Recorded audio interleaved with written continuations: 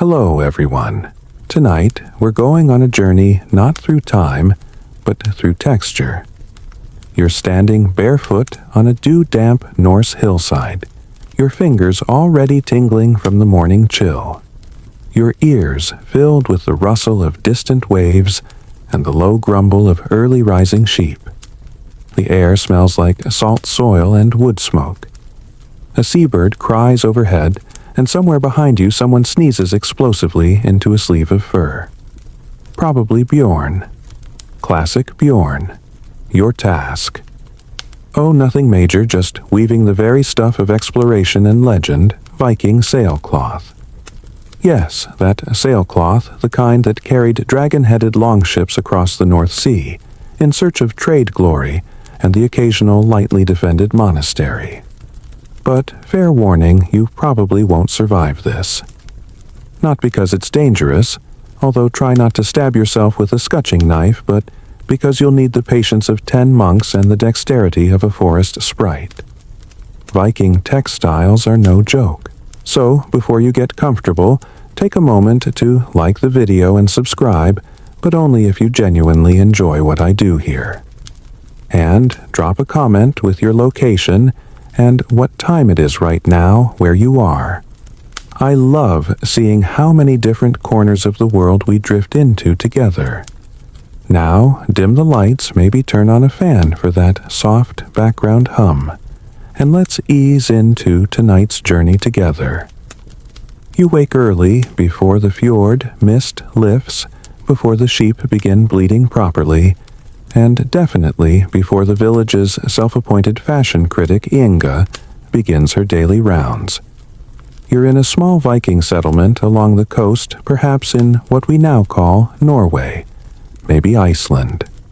The geography is dramatic cliffs and pine-scrubbed hillsides, a coastline ragged as torn bread, and a chill that creeps into your bones even in midsummer. Your fingers close around the rough wooden door latch of your longhouse. It sticks. It always sticks. You shoulder it open and step into a world of slate skies and faint light, where your breath ghosts the air and everything feels expectant. This is the kind of morning made for work. Quiet, slow work. The kind that'll leave your back sore, but your heart satisfied. In a clearing near the water laid out like offerings are bundles of flax stalks harvested days ago. They're yellow-brown, tall, and stiff-looking, about as soft and sail-like as a broom. But trust the process. These humble plants are your future canvas. The Vikings weren't sailing into the unknown on plastic tarps. They used what they had, and that meant flax or wool laboriously transformed into fabric one tedious stage at a time. And you lucky you are here to do it all. You start by gathering the dried flax stalks and hauling them to a space behind the longhouse where the ground slopes gently toward the stream. Each bundle is tied with hemp cord, already dry and brittle from the sun. Your arms itch from the chaff. Flax is not gentle on the skin. You stack the bundles like kindling. Today, you'll begin the long, smelly, mildly disgusting process of rotting the stems so that the valuable inner fibers separate from the tough outer stalk. Yes, you're intentionally letting it fester. Welcome to Viking textile chemistry. But for now, you just breathe.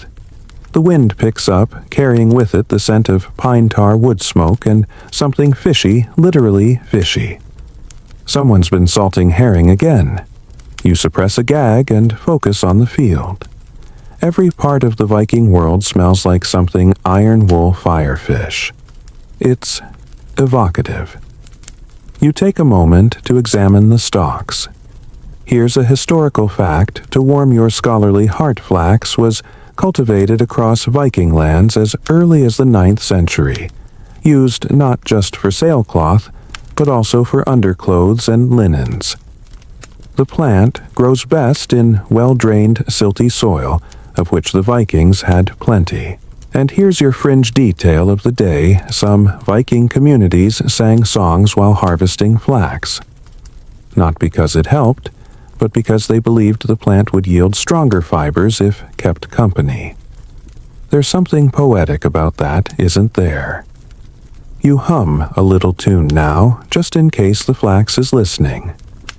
A few historians still argue whether Vikings actually made large sails from flax, or whether wool was the more common fiber due to its better water resistance and elasticity.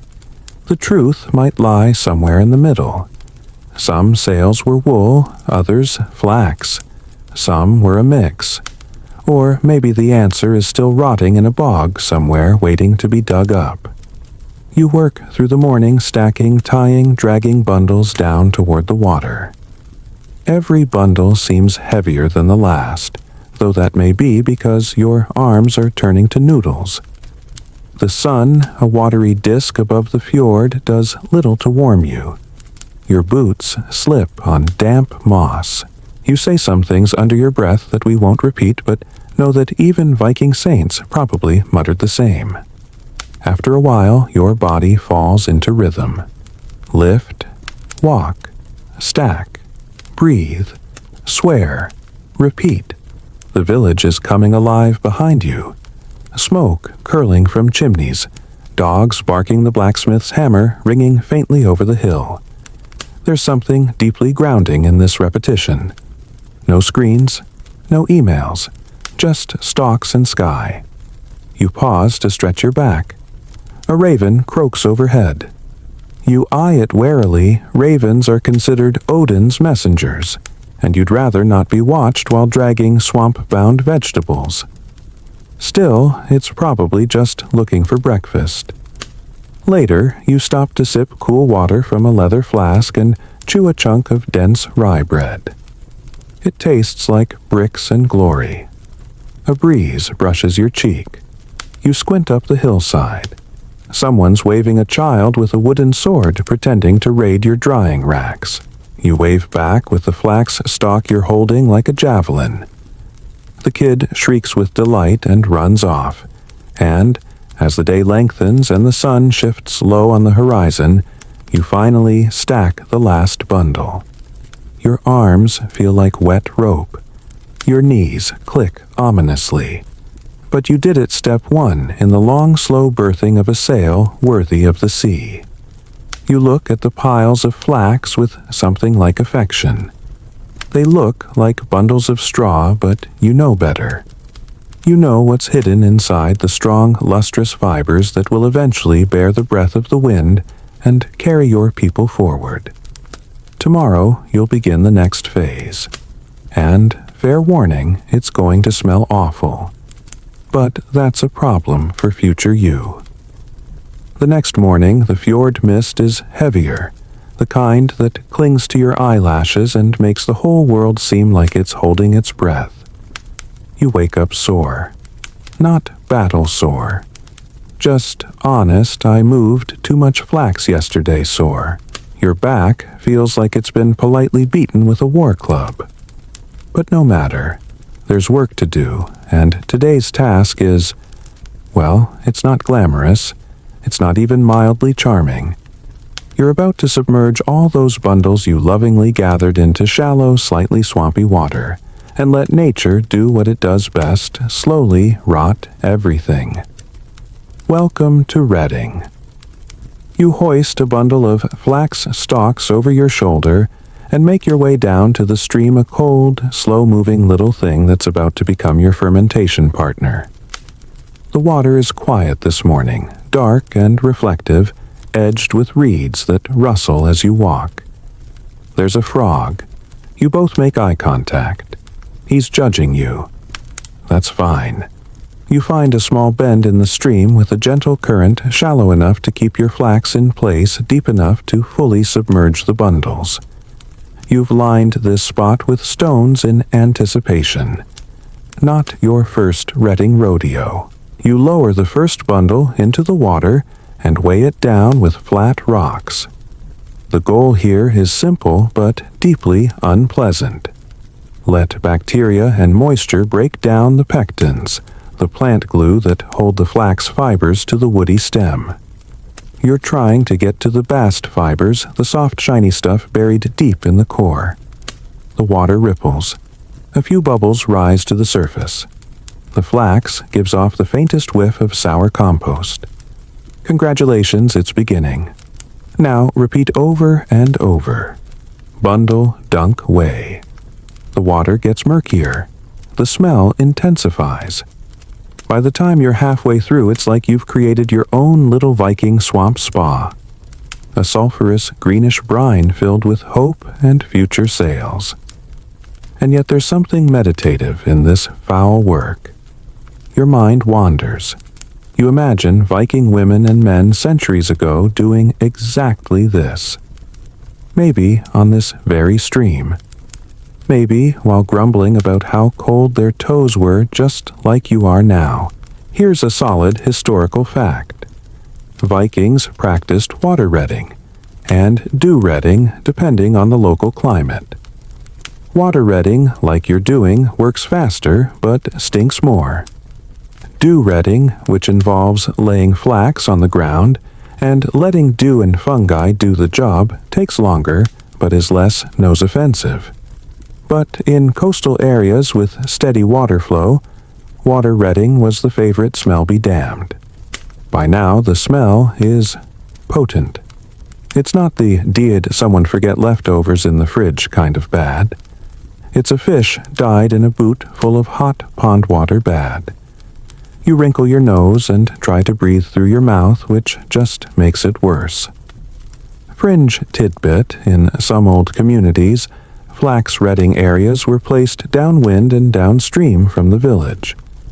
Not out of practical sanitation, though that was a happy side effect, but because people believed the stench could drive away malevolent spirits. Or possibly just nosy neighbors. You're beginning to believe in evil spirits yourself, especially the kind that haunt your sinuses. You continue to stack and submerge. Each bundle has to stay in the water for several days, maybe 5, maybe 10. The exact time varies based on temperature, flow rate, and just pure gut instinct. The trick is to catch it right before it turns into a sludge smoothie. Historians still argue whether the Vikings had reliable methods for timing redding. Did they go by smell texture? Did some poor soul test bundles by chewing them? Hopefully not Bjorn, but it seems like something he'd try. There's little concrete evidence, just intuition passed through generations. Once everything's under, you sit on a stone nearby and pull your cloak tighter. There's nothing more to do for now. Just wait. And sniff. And wait some more. You watch a line of ants march across a log, undisturbed by your olfactory suffering. Somewhere upstream, someone is laughing. Maybe fishing, maybe spying on you from behind a tree and placing bets on whether you'll puke. Classic village entertainment. You find a stick and poke the water. Little clouds billow up from the submerged flax. It's like soup if soup were invented as punishment. Time slows here. You listen to the water. A woodpecker drums in the distance. You think about how strange and oddly beautiful this process is, this idea that rotting something can give it new life. It's a metaphor if you're feeling poetic. A composting of effort. You're destroying the outer to reveal the core. The Vikings may not have talked about it that way, but they lived it. A few hours pass in that slow, meandering way. Time moves when you're cold and damp, and the breeze keeps shifting just enough to hit you with the smell. You eat a piece of cheese. It helps, but not enough. As the light begins to dim, you check each bundle again. Still too firm. The inner fibers haven't loosened yet. You'll come back tomorrow. And the day after. You'll poke and prod and sniff against your will until one morning the stalks feel just right slippery bendy, almost like they want to be broken. And when that day comes, you'll haul them out, rinse them in the stream, and lay them to dry in the sun. But that's not today. Today, you wipe your hands on your tunic, brush mud off your knees, and sigh. A long, theatrical sigh. You've just committed to babysitting a bunch of decomposing vegetables for a week. Back at the longhouse, someone's baking flatbread. You can smell it before you see the smoke curling from the chimney. You drag yourself inside, shedding your damp cloak, and flop onto a bench. Inga looks up from spinning wool and sniffs. You've been down by the stream, she says, like it's a personal offense. You nod solemnly. You smell like goat farts and sadness, she adds. You smile. It's nice to be home. By now the flax is beginning to betray its secrets. The bundles you submerged are softening, turning from brittle broomsticks into pliable, slightly slimy wands of promise. You trudge back to the stream in the gray light of morning nose, already braced for the stench. It has evolved. There's a unique kind of misery that comes from poking half-rotted plants in cold water while pretending everything's fine. And everything is fine, just not for your sense of smell. You reach into the water and lift a bundle. It's heavy and dripping. As you bend the stalk, it creaks slightly and folds, not like dry straw, but like something yielding. That's your cue. One by one, you haul the bundles out of the stream, dripping and glistening with swamp water. The smell, if we're being generous, is medieval gym socks steeped in fish stew. You try not to gag. It's a rich bouquet of decomposition, full-bodied with notes of shame. You drag the sodden flax up the slope and lay each bundle out on the grass, separating them slightly, so the sun and wind can do their thing. You're hoping for a nice dry day, cloudy, maybe breezy, but no rain. Of course, the sky doesn't care. The sky is a troll. This drying stage is deceptively simple. You wait, and you wait some more. You flip the bundles occasionally, mutter to yourself, and swat away flies that seem deeply invested in your work. After a while, the flax takes on a sun-bleached hue, the fibers tightening and roughening as they dry. Here's your historical nugget. Flax retting was so critical that some Viking settlements timed the harvest calendar around it. You had to catch the right weather window. Too much rain and the flax would rot to mush. Too little moisture during retting, and the fibers wouldn't separate properly.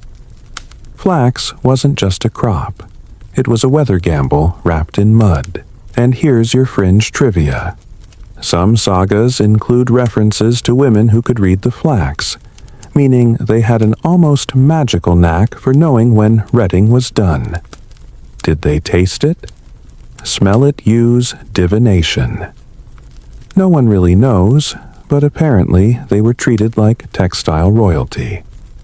Historians still argue whether certain Norse communities had specialized flax workers or whether everyone just muddled through. Some suggest that larger settlements near trade ports might have had dedicated craftspeople. Others say it was a shared burden, like communal soup or watching over that one guy who always fell into wells. By late afternoon, the first bundles are ready. They're no longer dripping, and the stalks snap with a soft crunch when bent. You gather them into loose piles and carry them to the workshop, really just a covered lean-to with a few benches and a whole lot of splinters. Now comes the fun part, breaking the flax. You lift a tool that looks like it was designed by someone who hated trees. It's a wooden device with 2 hinged arms and a jagged jaw. A flax break. You place a handful of dried flax into the jaws and wham, you slam the top piece down repeatedly. Not too hard, not too soft. You're cracking the outer woody shell so the inner fibers can be freed. It's like giving the flax a firm but loving beating. The noise echoes, crack, crunch, slap, as little bits of broken stalk fly through the air. Some get in your mouth. You pretend it's fiber-rich seasoning. You keep going, breaking bundle after bundle, sweat slicking your back despite the cool air. After breaking, you move on to scutching. It sounds made up, but trust me, it's real. You hang the broken flax over a vertical wooden board and scrape it with a broad wooden blade, knocking off the woody bits called shivs that still cling to the fiber. It's like brushing the world's worst wig. The scutching knife scrapes down the fibers in long, satisfying strokes. Bits of plant material snow onto your boots. A few land in your hair. You look like you've been rolling in a haystack during a thunderstorm. It's fine. It's part of the process. You pause to flex your fingers. Your forearms ache. Your nails are full of splinters and mysterious greenish goo. There's a strange joy in this slow transformation, how something as scratchy and ugly as a flax stalk can become smooth, glossy threads. You start to see hints of that golden shimmer now peeking through the mess. You keep at it. Crack, scrape, sigh. Repeat. Sometimes you let your mind wander. You imagine weaving sails for Leif Erikson himself. You picture yourself standing at the helm of a longship, your handiwork billowing above you like a captured cloud. The salt spray in your face. Your enemies deeply unimpressed because they can't see the stitching. But back in reality, your scutching knife slips and you whack your thumb. You let out a noise that's definitely not PG-13, but no one's around to hear it except a chicken. It looks concerned. You scowl at it. Eventually, you end up with a growing pile of long, flexible fibers, your first true glimpse of what sailcloth might be. You run your fingers through the bundle. It's soft, but strong with that silky flax sheen. It smells better. Not good, but less swampy, more grassy. Progress. By evening, the workshop is littered with plant bits. The floor looks like a compost festival. You sit back on a bench, flax dust clinging to your skin, and take a moment to appreciate the shift. This is no longer a pile of pond rot. This is potential. You're not quite ready to spin it, that'll come later, but today you did the hard, slow, gross labor that most people skip over when they imagine Viking sails.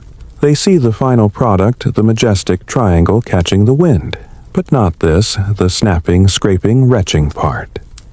You did that, and you did it well. Also, you probably need a bath. You wake up with flax splinters in your palms, and a dream still lingering, something about your longship catching wind in a sail the size of a mountain, and a goat standing at the prow like a figurehead. Dreams are weird like that.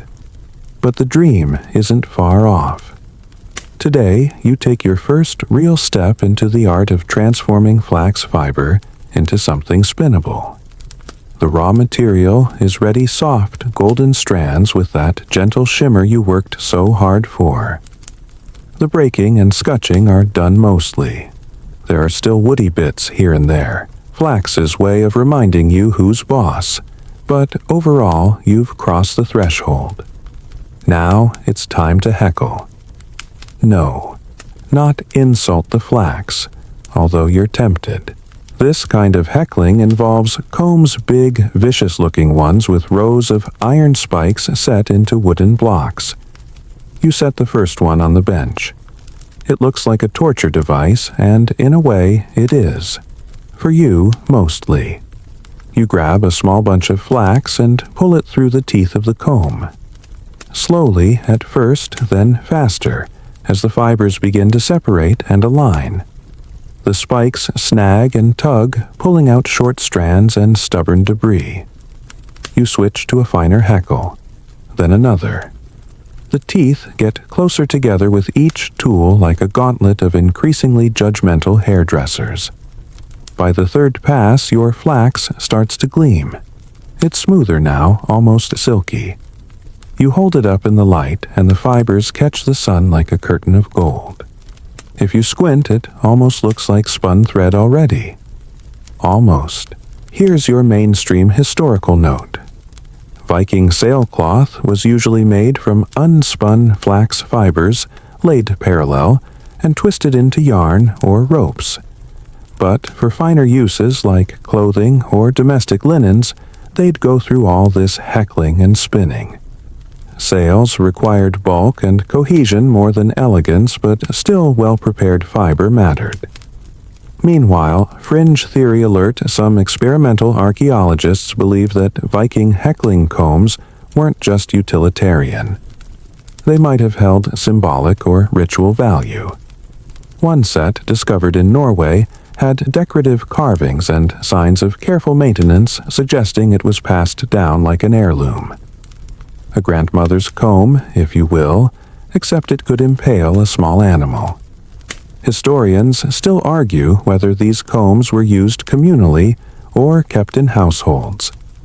Some evidence suggests traveling fiber workers may have brought their own like ancient door-to-door hecklers.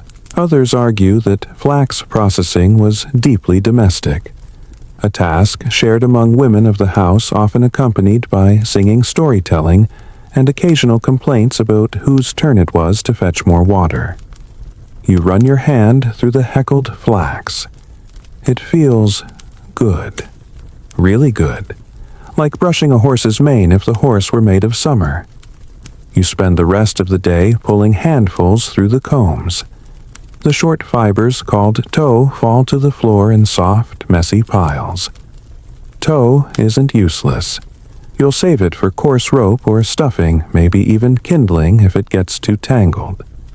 But your prize is the long fiber-line flax, the stuff you'll eventually spin into thread sturdy enough for sails.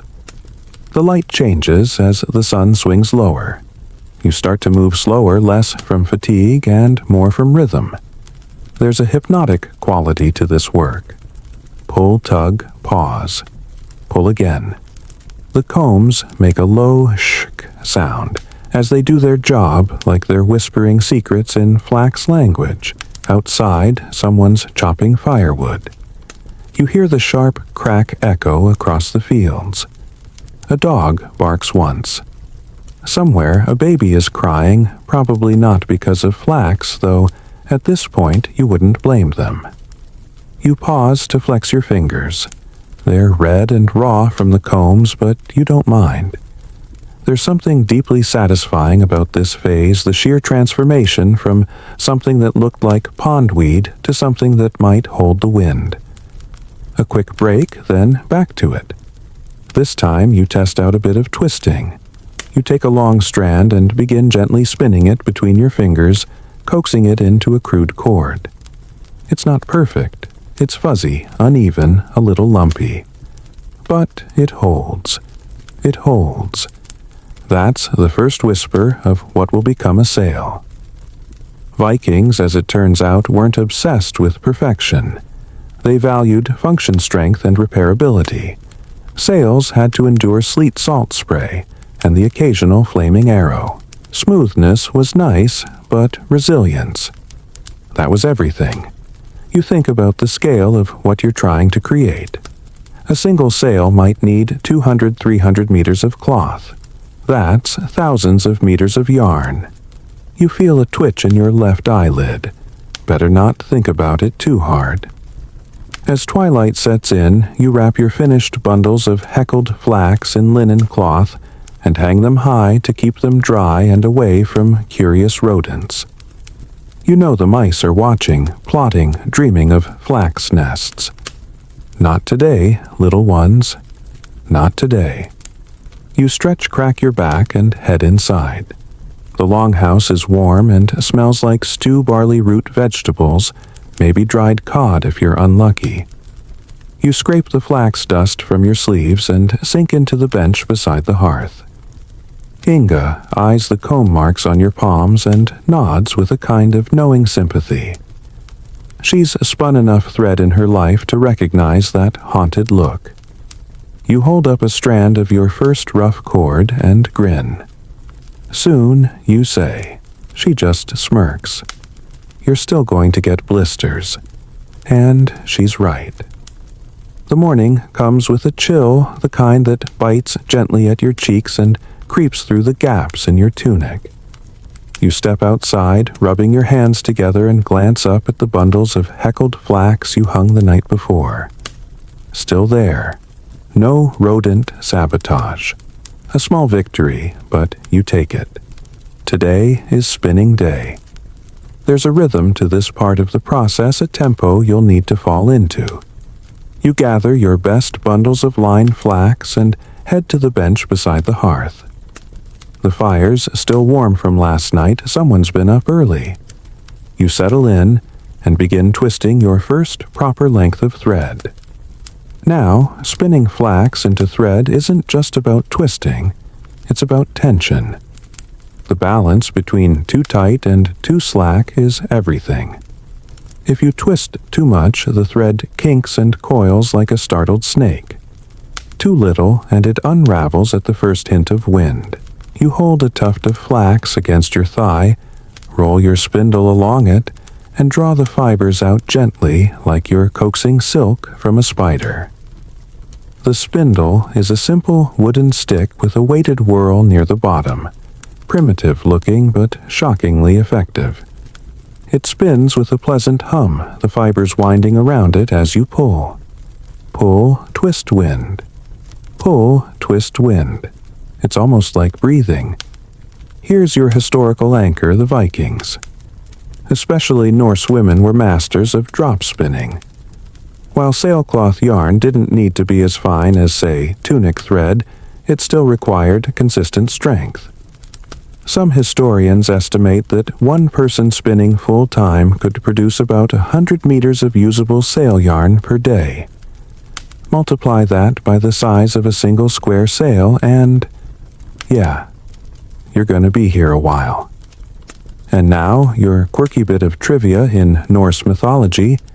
The Norns, goddesses of fate, spun the threads of destiny under the roots of Yggdrasil, the world tree. That's right, even cosmic determinism needed good fiber work. Somewhere out there, a Viking might have believed their sail's strength determined whether they lived or died in a storm, and maybe also in the afterlife. Historians still argue whether Viking sails were spun tightly to maximize water resistance or left somewhat looser to allow better wind permeability. Some reconstructed sails show tight, dense weaves that act almost like canvas tarps. Others are more gauzy, designed to catch breezes rather than block them. It might have come down to ship purpose trading versus raiding, but for now, you're just trying not to snap the thread. A few times, you fail. The fiber breaks mid-spin and recoils in a pitiful little snarl. You groan, retwist the spindle, and start over. No judgment here, this is part of the process. Even the most seasoned spinner has moments where the flax rebels. To break up the monotony, you hum a tune. Something low and rhythmic. Maybe it's a work song passed down from someone who sat exactly where you are now, cursing at tangles and dreaming of wind-filled sails. Outside, the weather teeters on the edge of sun and drizzle. Perfect for spinning inside, but you'll eventually need to ply this yarn outdoors. Once you have enough single-thread yarn, the next step is twisting 2 or more strands together for strength. This gives the final product that familiar rope-like heft needed to withstand Norse sea voyages. You finish your first full spindle and hold it up. Not bad. It's uneven in places, a little fuzzy, but solid. You wind it into a neat little ball, your first true skein of sail-worthy yarn. Another spindle. More twist, more pull, more hum. Time slows down. Or maybe it speeds up. It's hard to say. At some point, someone brings you a bowl of something warm barley mush with a dollop of fermented fish. You eat it without looking up, still spinning. You're in the zone now. By midday, you've filled 3 spindles. You take them outside to ply in the courtyard using a larger wooden reel and a spinning fork. You twist the threads together, letting them spiral and wrap until the combined strand holds like braided muscle. It's heavier now, tougher. This is the kind of yarn that doesn't flinch when you yank it. Your hands ache, your shoulders complain, and your eyes go a little blurry if you look at one point too long. But you're building something layer by layer, meter by meter. It's easy to forget, but these tiny efforts will eventually stretch across an entire sail. The scale is intimidating, yes, but it's also kind of magic. You pause and glance around. A few kids are watching you mimicking your movements with sticks and string. One of them holds a spindle made from a pine cone on a twig. You raise your real spindle and give them a solemn nod. They beam like they've been knighted. The day ends in amber light. You gather your spindles and skeins, wrap them in linen, and store them safely near the hearth. These threads won't be woven yet, not for a while, but they're ready. You're ready. Before bed, you unroll one finished length of yarn and string it between 2 posts. You tug it. It sings a low, taut note like a bowstring. You grin. That's the sound of progress, of wind being caught before it even blows. The longhouse settles around you. You wash the flax dust from your fingers, dry them on your tunic, and crawl onto your bedding. The fire pops softly, and the scent of smoke and earth wraps around you like a familiar cloak. You close your eyes, and somewhere in the dark you can still hear the spindle whirring. Your dreams that night are a mess of spinning wood, tangled flax, and sails that flap themselves into knots. You wake with a sigh, stretch your sore shoulders, and remember the next step on this slow climb toward seaworthy cloth. You have yarn now. Good yarn. Yarn you spun with your own fingers while muttering half-formed curses and occasionally trying not to fall asleep mid-twist. But yarn alone doesn't make a sail. Yarn has to become fabric. And fabric begins with warp and weft, those 2 old friends who show up every time a loom enters the chat. You step outside. The weather is finally on your side, clear dry, with just enough breeze to remind you what you're working toward. In the courtyard, there's a tall, upright, warp-weighted loom. It's crude compared to today's machines, but in Viking Age Scandinavia, this was the backbone of textile life.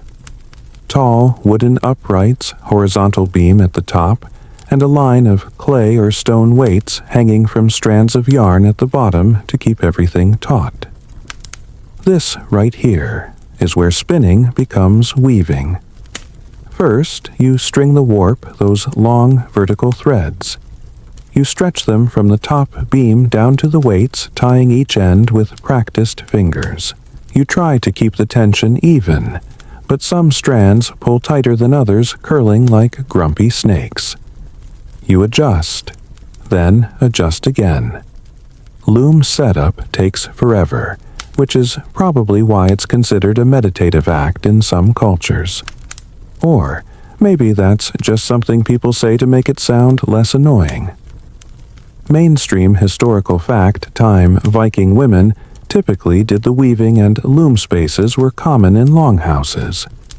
Large sails might require the efforts of several women working together for weeks or even months. That's not hyperbole. A single square sail could take up to 2 years of part-time work to complete if you weren't also trying to stay alive through winter.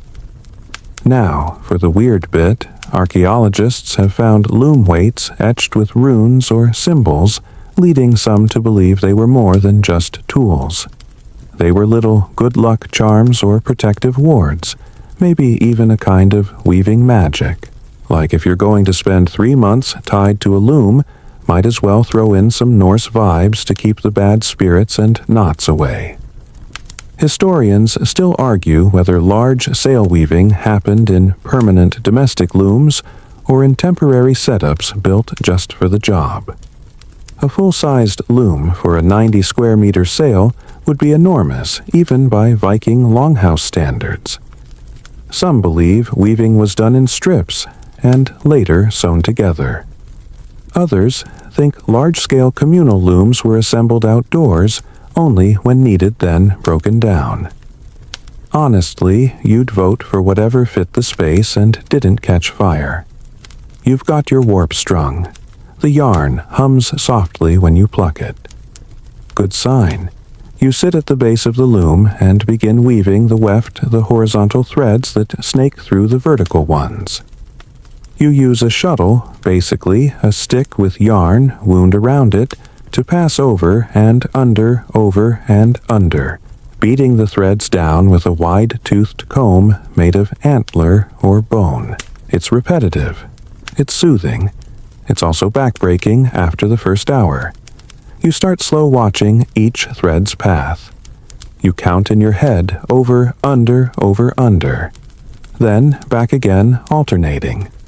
The woven fabric grows by millimeters, then centimeters.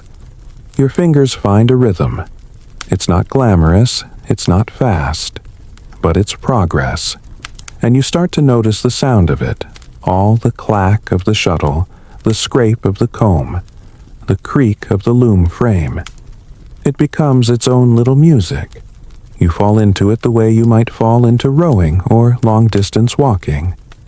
The world narrows to the loom and the thread. Someone walks by and offers you a bit of dried apple. You eat it without breaking your rhythm. It's chewy and sweet and tastes a little like dirt, which you chalk up to fiber-enhanced authenticity. You take a break only when your back threatens mutiny. Stepping back, you look at your work. The woven cloth is not terrible. It's uneven, sure. There's a weird loop sticking out like a cowlick. But it's cloth. Real functioning cloth made from a plant you pulled out of the dirt. That's worth a moment of pride. Then it's back to weaving. This part of the process might stretch over days, even weeks, depending on your cloth size. Viking sailcloth wasn't one continuous sheet. It was typically constructed from narrow strips sewn together, a technique that made repairs easier at sea. You'll be weaving one of these strips, several meters long, wide enough for strength, narrow enough to manage. As the sun shifts across the sky, your fabric grows. Slowly, steadily. You run your hand along it and feel the texture coarse, yes, but tightly woven. Not something you'd wear to bed unless your goal was exfoliation, but perfect for catching the wind. You notice a knot in the warp. A mistake. You sigh. Carefully, you undo a few rows and fix it. It costs you time, but not momentum. Even with setbacks, you're building something tangible, something ancient. The funny thing is, people often think of Vikings as warriors first, but in truth, their lives were full of domestic genius. Every sword swung on a raid was supported by miles of rope, rows of stitches, loaves of bread, hours of weaving. No sails, no ships. No ships, no voyages. You're not just making fabric, you're recreating the core technology that held an entire seafaring culture together. Evening falls. You light a lamp, warm and flickering, and keep weaving into twilight. It's peaceful. The loom frame casts long shadows on the floor, and the fabric glows golden in the lamplight. You finish one last weft pass and stand up stretching until your spine sounds like cracking twigs. The strip of sailcloth is growing. It's still short, but it's real. You imagine it catching the wind someday, high on a mast billowing over cold green seas. Not yet, but soon. You wake up before the sun, not because you have to, but because your hands miss the rhythm. Your fingertips already crave the tug and slide of yarn through warp threads, the patient click of the shuttle. You throw on your cloak, it's cold this morning. Sharp air prickling your skin like tiny needles, and shuffle out to check your loom. Still there, still taut, still waiting. But today isn't just about weaving. You've got enough cloth on your growing sail strip to start thinking ahead. You'll keep weaving, sure, but now it's time to start fulling. No, not fooling, though the process does feel a bit like you're playing a trick on the flax. Fulling is how you finish the woven cloth. Right now, it's loose, a bit too soft in some places and scratchy in others. You need it stronger, denser, more waterproof. You need it to behave like a sail. The Vikings didn't have fancy industrial rollers or chemical baths, obviously. They had elbows and feet and fermented liquids. Welcome to the part of the process where you stomp on fabric in cold water for half the day. You ready? You carry your woven strip carefully folded to a wooden trough filled with water. Not just plain water, though. That would be too easy. This has a special additive, stale urine. You heard me.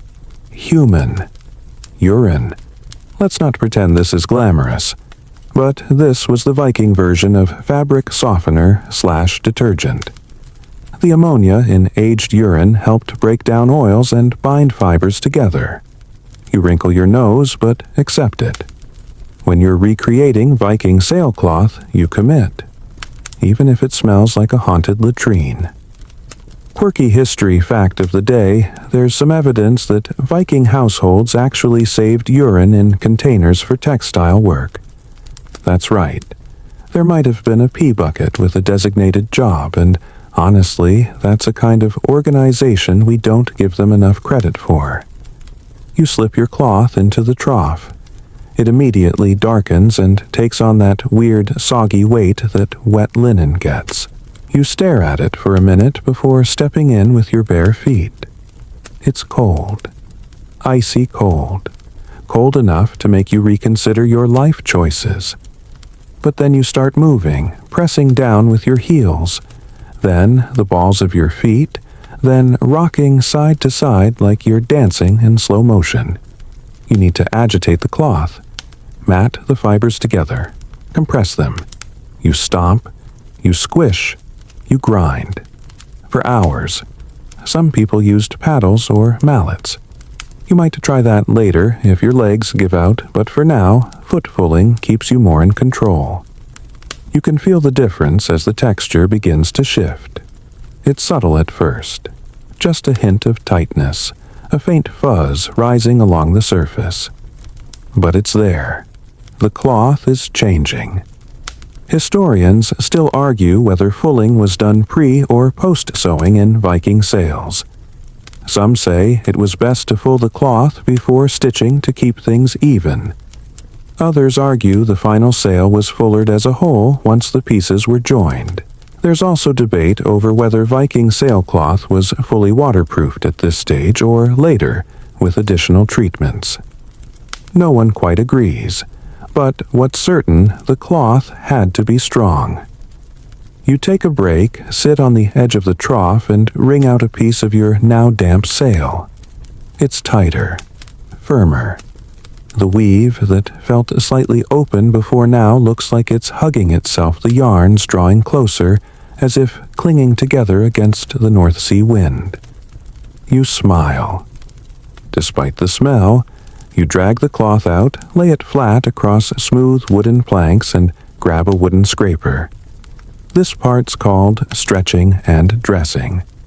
You smooth the surface gently, scraping off any fuzzballs or oddities. Then you take your hands and pull side to side, top to bottom, stretching the cloth to maintain its shape as it dries. While the cloth airs out, you return to your loom. You keep weaving. You've got a few more strips to make, and the hours pass in shuttle clicks and warp tension adjustments. At one point, the dog wanders in and sits beside your loom, watching you like you're performing a sacred rite. You suppose in a way you are. The rhythm lulls you. You almost miss a knot forming. You catch it, fix it, and keep going. Later, you hang your fullard strip on a wooden frame in the sun. It dries, slowly stiffening into something that doesn't quite feel like linen anymore.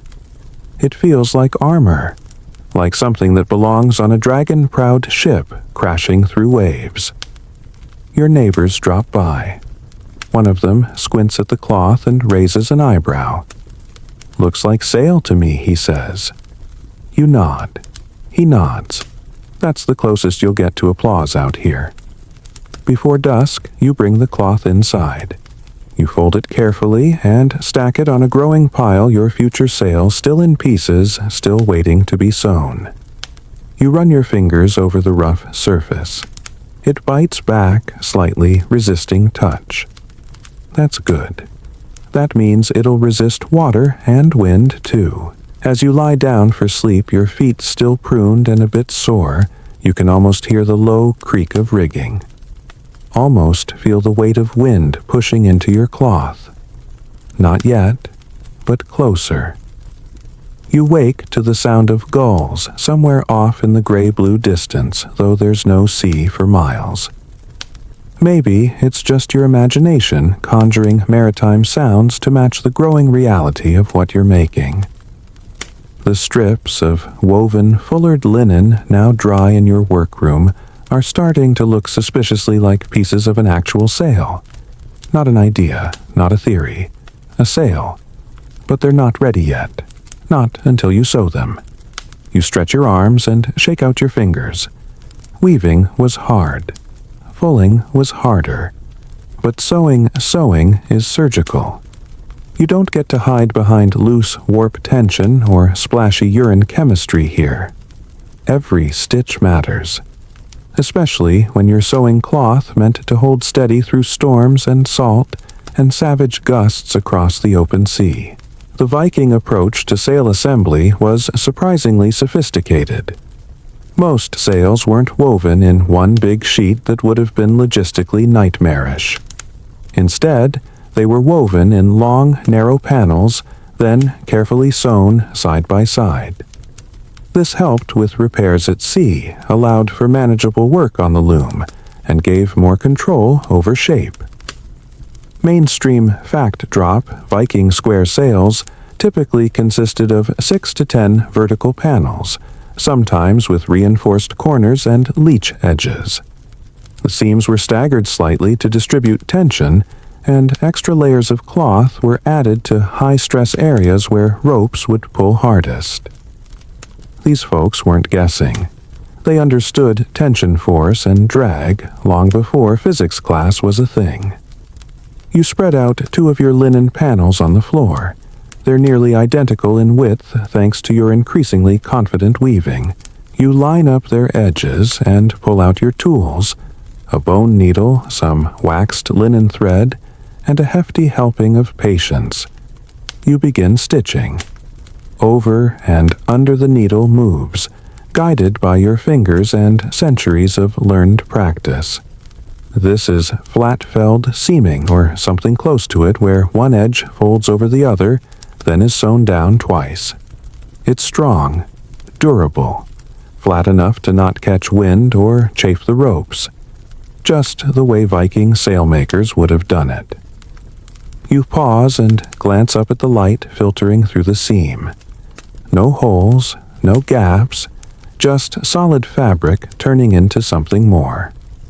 Open debate time historians still argue whether the sails were sewn with straight or slightly curved edges.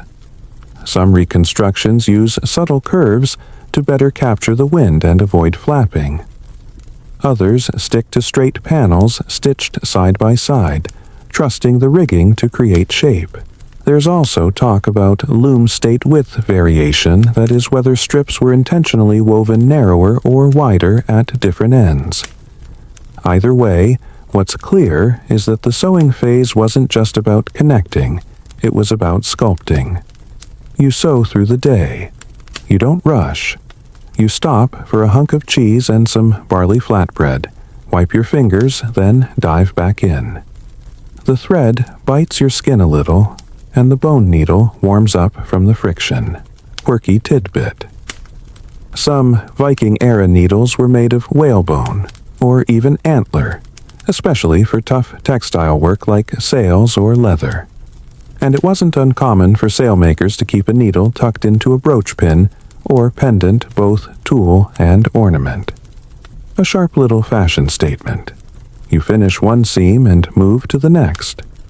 Each stitched line gives you a little more sail, a little more shape. You weigh the fabric as you work, feeling for imbalance, for looseness. It has to be even. It has to pull true when hoisted. Your mind starts wandering as you stitch. You imagine a crew of bearded sailors unfolding this sail for the first time. Their rough hands sliding across your seams, their captain nodding approvingly, or maybe yelling about some crooked stitch while a raven screeches above them. Who knows? Vikings weren't exactly known for gentle feedback. You get up to stretch your back and look at your work from across the room. The panels are merging now, strip by strip. What was once just yarn is transforming into something greater, like woven plywood for the sky. You remember that moment weeks ago when you pulled muddy flax out of the soil when the idea of a sail seemed laughably far away. And now, look at you, 8 seams and 2 more to go, and your sail has a definite shape. A square sail, the kind that powered ships like the Gokstad and Oseberg, both legendary Viking vessels discovered in Norway, with preserved remnants of sails or rigging still clinging to their bones. You refocus. The last seam needs to match the others perfectly. That's not just for aesthetics, it's for wind control. A lumpy or puckered panel could collapse mid-sail and kill your speed. Worse, it could twist your mast, damage your lines, even tear under pressure. And since the sail essentially is the engine of a Viking ship, any flaw here is like botching a car's transmission. You keep your stitches even. You hum a little tune. Something repetitive and old. Something you don't recognize, but your fingers seem to remember. Evening comes. You finish the final seam tie off the last knot and lean back. The sail stretches out before you, a flat, strange map made of patience fabric and low-grade back pain. And now, the corners. Viking sails took a beating in the corners where the ropes attached halyards for hoisting, braces for angling, sheets for control. To prevent the cloth from tearing, these spots were reinforced with extra layers, sometimes padded with wool or even leather. You grab some leftover fabric and double-fold it into squares, then stitch them to the 4 corners like little patches of armor. You add eyelets, 2 tiny holes bound with tight thread where the ropes will pass. These have to be clean, strong, and round. The kind of detail no one notices unless they fail. You thread the needle again and start working your way around each hole. It's fiddly, slow, and hypnotic. 1 eyelet, 2, 3. You lose count somewhere around 12. The final corner gets a tiny embroidered symbol. Nothing fancy, just a small loop in the shape of a wave. Not historical, just personal. Sailmakers probably left their own signs too, no one's found them all. By the time the moon rises, the sewing's done. You stand, stretch, and gaze at the full flattened sail stretched across your workroom. It's real now. Sewn, joined, and nearly ready for the sea. Almost. You roll out of bed the next morning with a peculiar ache in your shoulders, a good ache. The kind that says you built something. The sail lies spread across your workspace like a sleeping giant, seams, tight corners, reinforced eyelets gleaming with promise. But now comes one of the most crucial parts of the process. Something that determines whether all your weaving and stitching survives a storm or gets shredded into a flapping mess within minutes. Today, you waterproof. Well, weatherproof, really. You're not trying to make this cloth immune to Poseidon's fury, just reasonably capable of withstanding salty gusts and sea spray without falling apart. Linen, as lovely as it is, has one major flaw when it comes to sails. It soaks up water like your favorite hoodie during a surprise downpour. And wet cloth gets heavy. So heavy it can collapse your rigging, or at least slow your ship to a pathetic crawl. That's where sail treatment comes in. Historical sources hint at a few approaches. One of the most well-known a sticky, stinky concoction made from animal fat and red ochre. That's right, you're about to rub your beautiful sail down with goo made from slaughterhouse byproducts and crushed rocks. You drag a clay pot out from under your workbench. Inside, a semi-solid blend of sheep tallow linseed oil and a bright red powder ochre. You made it days ago, letting it sit and congeal into a greasy, earthy paste. The tallow helps repel water. The oil keeps the cloth flexible, and the ochre. Well, the ochre gives it color UV protection and a certain intimidating, don't mess with us, Viking flair. One quirky tidbit. There's some archaeological suggestion that sail coloration may have doubled as a form of intimidation or even identification. A bright red sail wasn't just waterproof, it was psychological warfare. Picture a blood-colored square billowing over the horizon. It doesn't exactly say friendly visitors with pastries. You grab a flat brush and dip it into the paste. The smell is a lot. Earthy, smoky, slightly meaty if we're being honest. You wrinkle your nose and start painting. It goes on surprisingly well. The cloth darkens, drinks it up in some places, resists it in others.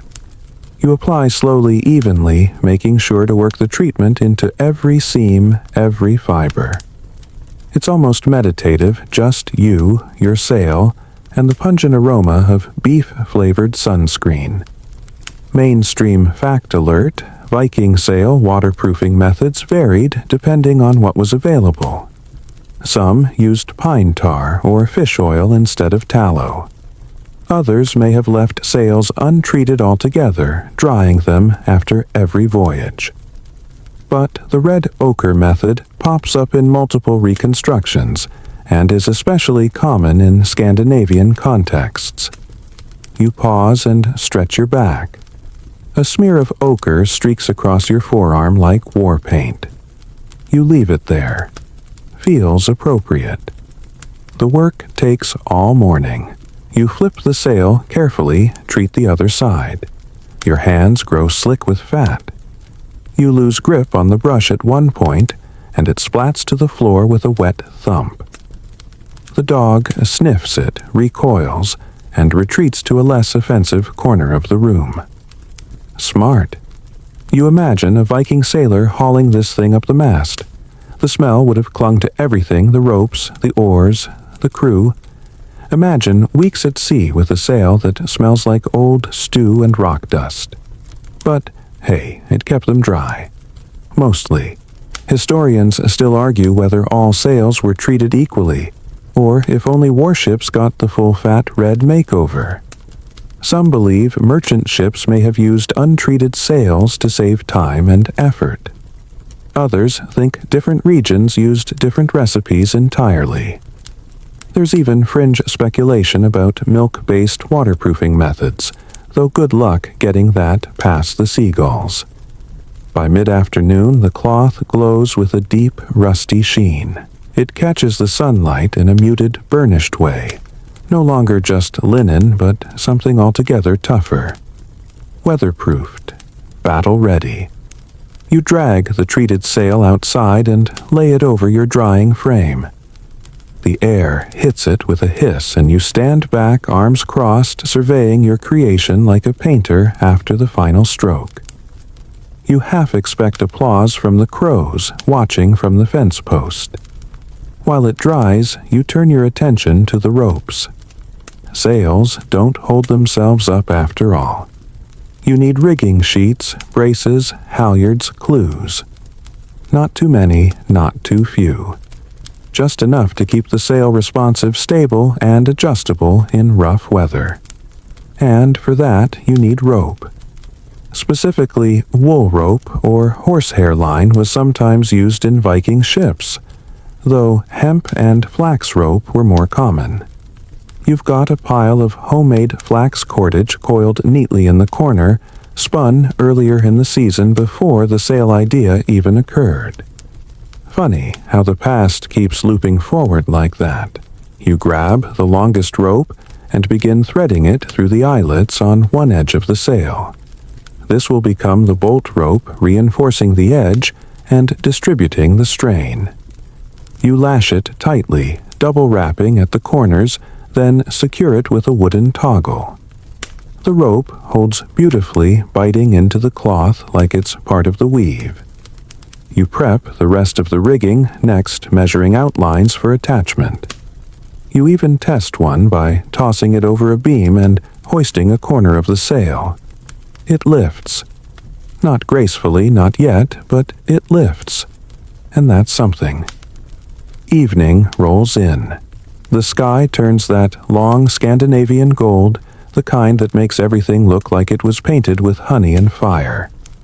The sail flaps gently in the breeze, still drying, still smelling like a meat lover's sauna. But it holds its shape. The wind tugs at it, but the seams stay firm. The ochre glows, and suddenly you can picture it a full sail rising above a longship carved prow slicing the waves. Your work cracking open the sea like a whisper turned into thunder. You sit beneath it, cross-legged, exhausted, and a little proud. The hard part is done. The sail is built. What comes next? Well, you still need a boat. You wake up before the sun today, drawn by something deeper than habit. It's not the rooster, he's mercifully silent. It's not the sail, either, though that freshly treated beast still hangs outside like some prehistoric flag. It's the itch, the next step. You've come this far, but a sail without a ship is just glorified laundry. Time to build the frame that will carry it at least a working replica of part of one. A test bed, a spar, something to hoist your creation and see what it's made of. But first, you need wood. Long, strong, straight-grained wood. Not for the whole longship, mind you.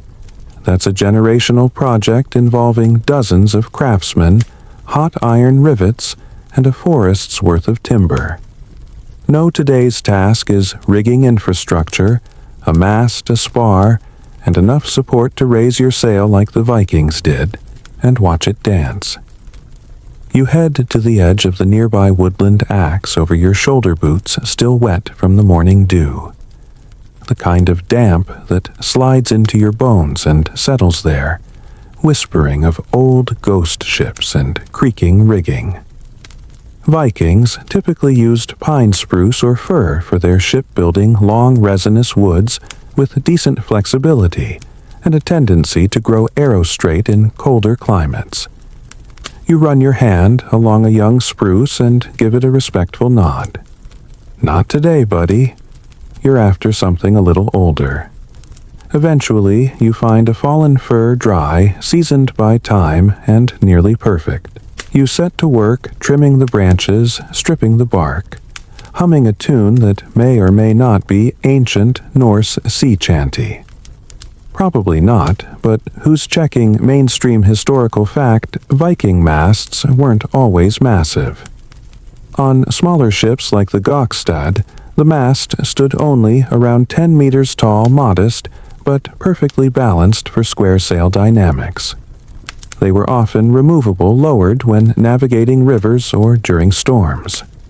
Practical. Like everything else, these raiders turned merchants turned settlers built. You haul the cleaned log back home in stages, pausing every so often to catch your breath and scowl dramatically at the uphill portions. If anyone's watching, they're getting a free strongman show with bonus grunting. You set it down near the sail and begin shaping the yard that's the horizontal spar that holds the top of the square sail. You plane the wood, smooth with long strokes, checking its balance, its flex. It needs to be just rigid enough to resist warping, just light enough to hoist, and just strong enough to hold the full weight of the sail plus wind. Imagine holding up a wind-loaded bedsheet with ropes while standing on a moving boat. Yeah, every ounce counts. One quirky tidbit. Some reconstructed Viking yards include animal sinew bindings or rawhide lashings around the ends to reduce splitting. Imagine gift wrapping your sail pole with reindeer tendons. Cozy, right? With the yard shaped and ready, you return to your sail. It's dry now completely. The red ochre has settled into a dull sheen, and when you brush your fingers over the seams, it feels slightly waxy. Promising. You lay the sail flat and place the yard across its top edge, folding the fabric gently over the wood. Then you lash it tight, even rhythmic. It feels ceremonial, like dressing a warrior before battle. You pause to admire your work and to catch your breath. Historians still argue whether Viking sails were permanently attached to the yard or lashed for easy removal. Some say sewn-on sails offered better durability. Others argue that flexibility in detaching them for storage or repair made more sense. Either way, you go with the lashing.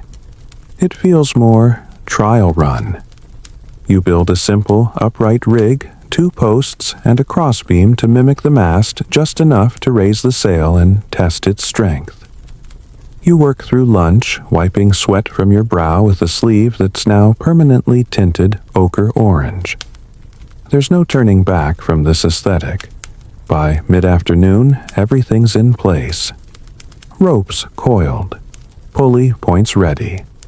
You tie off your halyard, the line that lifts the sail, and give it a test pull. The sail stirs, rustles, then lifts. It rises slowly, unrolling like some ancient scroll. The cloth flexes.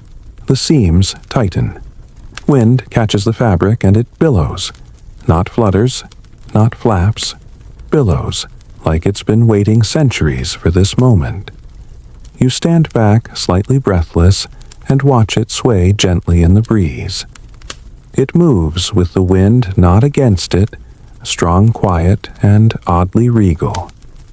Then, of course, a gust comes out of nowhere and nearly topples your whole test rig. You scramble to brace the side posts, shout something heroic and slightly embarrassing, and manage to keep it all upright. Barely. But the sail holds. Solid. Balanced. Proud. You lower it again and check the stress points. No tears. No pulls. A little creasing near the seams, but nothing tragic. The ochre coating has done its job. Water beads off where the morning dew tried to settle. The bolt rope remains tight. You exhale slowly, relief mixing with pride like seawater and sunlight. You decide to test the brace's next ropes that let you pivot the sail side to side. Not exactly a full tack and jibe simulation, but enough to see if the sail listens. You run lines from each bottom corner and pull gently. The fabric shifts with you swinging like a door in the wind. Satisfying. It's all coming together. The loom work, the retting, the fulling, the sewing, the weatherproofing, the rigging. Every painstaking hour has stitched itself into this moment where fabric becomes machine, and machine becomes movement. And just for a second, you swear you hear waves. Real ones this time.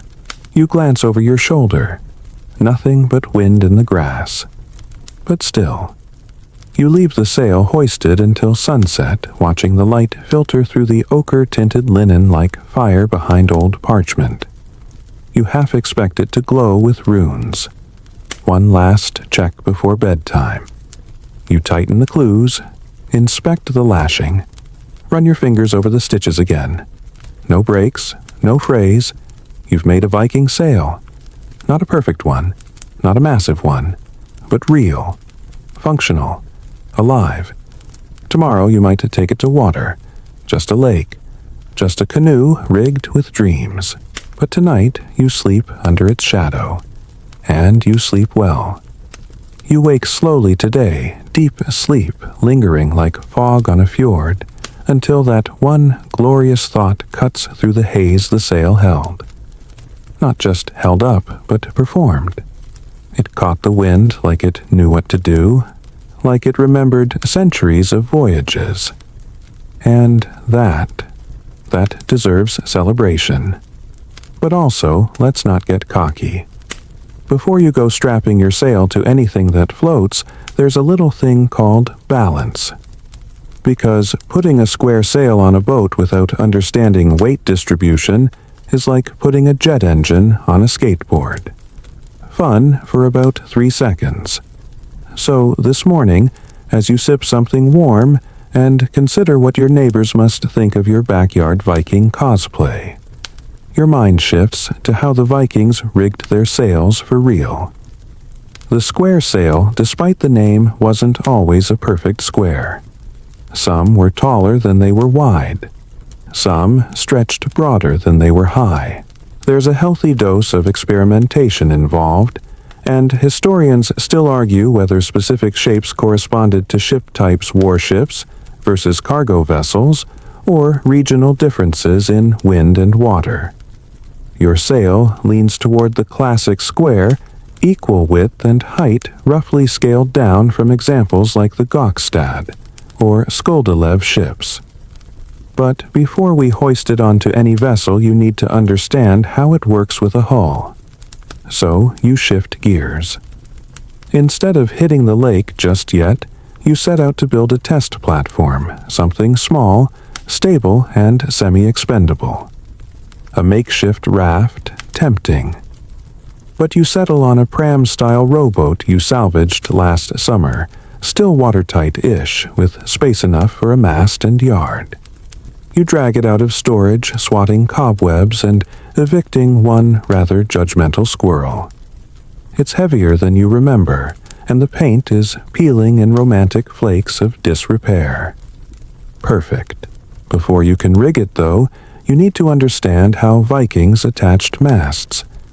Unlike modern boats that bolt masts into rigid deck fittings, Viking ships had a mast step a thick wooden block seated in the keel, with a mast partner above it to hold the pole steady. This setup allowed the mast to be lowered easily, which was pretty clever for ships sailing rivers and open sea. You mimic this by installing a sturdy wooden socket in the bottom of your rowboat, right between the two middle ribs.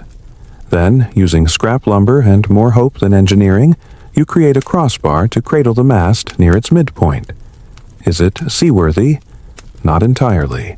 Is it historically accurate? Debatably. Is it yours? Absolutely. You take a moment to test it. The mast slots in snugly.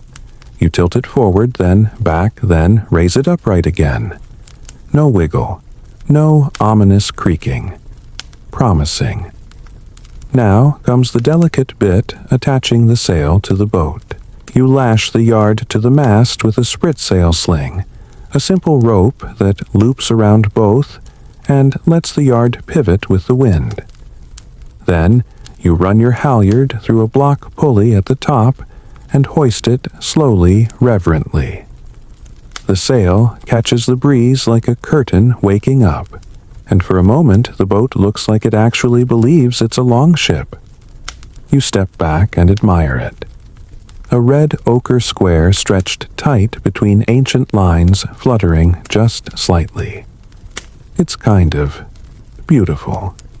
Kind of weird, too, like watching a Norse ghost fly a kite. But before you set sail, you need to test how this thing handles. Viking sails didn't just go straight. With clever rope work, bracing sheeting, angling the yard, They could even sail close to the wind. Not as neatly as modern fore and aft rigs, but enough to impress Roman traders and terrify coastal villagers. One quirky tidbit. Some reconstructions suggest that Viking sailors used spit for wind testing, literally flicking a glob into the air to see which way it blew. Low tech, but effective. You opt for a ribbon tied to the masthead instead. Slightly more PG, you practice swinging the yard to different angles using your braces. The sail responds. Lazy but willing. It feels alive again. You tie off the braces to cleats bolted into the rowboat's thwarts. You're officially rigged. Historians still argue whether Viking sails were ever reefed, that is, shortened or folded in storms. Some say yes, based on evidence of extra lines and smaller sails found on reconstructions. Others believe they simply dropped the entire sail and rowed through bad weather. Rowing a 20-meter ship through a gale brutal, but also very on-brand. You spend the afternoon testing angles. You raise and lower the sail a dozen times, tweaking the halyard tension, experimenting with the sheet lines. The cloth billows and flaps and hums against the air. You learn what not to do when bracing into a headwind spoiler. Don't tie the lines too tight unless you enjoy unintentional drift spinning. But with each adjustment, you feel more in sync with the fabric and the forces. As evening slides in, you finally give it a proper float. No fanfare, no dramatic drumbeat. Just you, your patched-up rowboat, your Viking sail, and a lake the color of pewter. You push off from shore. Water laps at the hull. You raise the sail, it catches, and suddenly you're gliding. Not fast, not far, but real. You adjust the sheet. The boat tilts. You correct. The wind fills the cloth. You lean back, grinning like a man who just time-traveled on a budget. The boat responds to the breeze creaks softly under the pull of the sail, and you are no longer just playing Viking. You are sailing like one.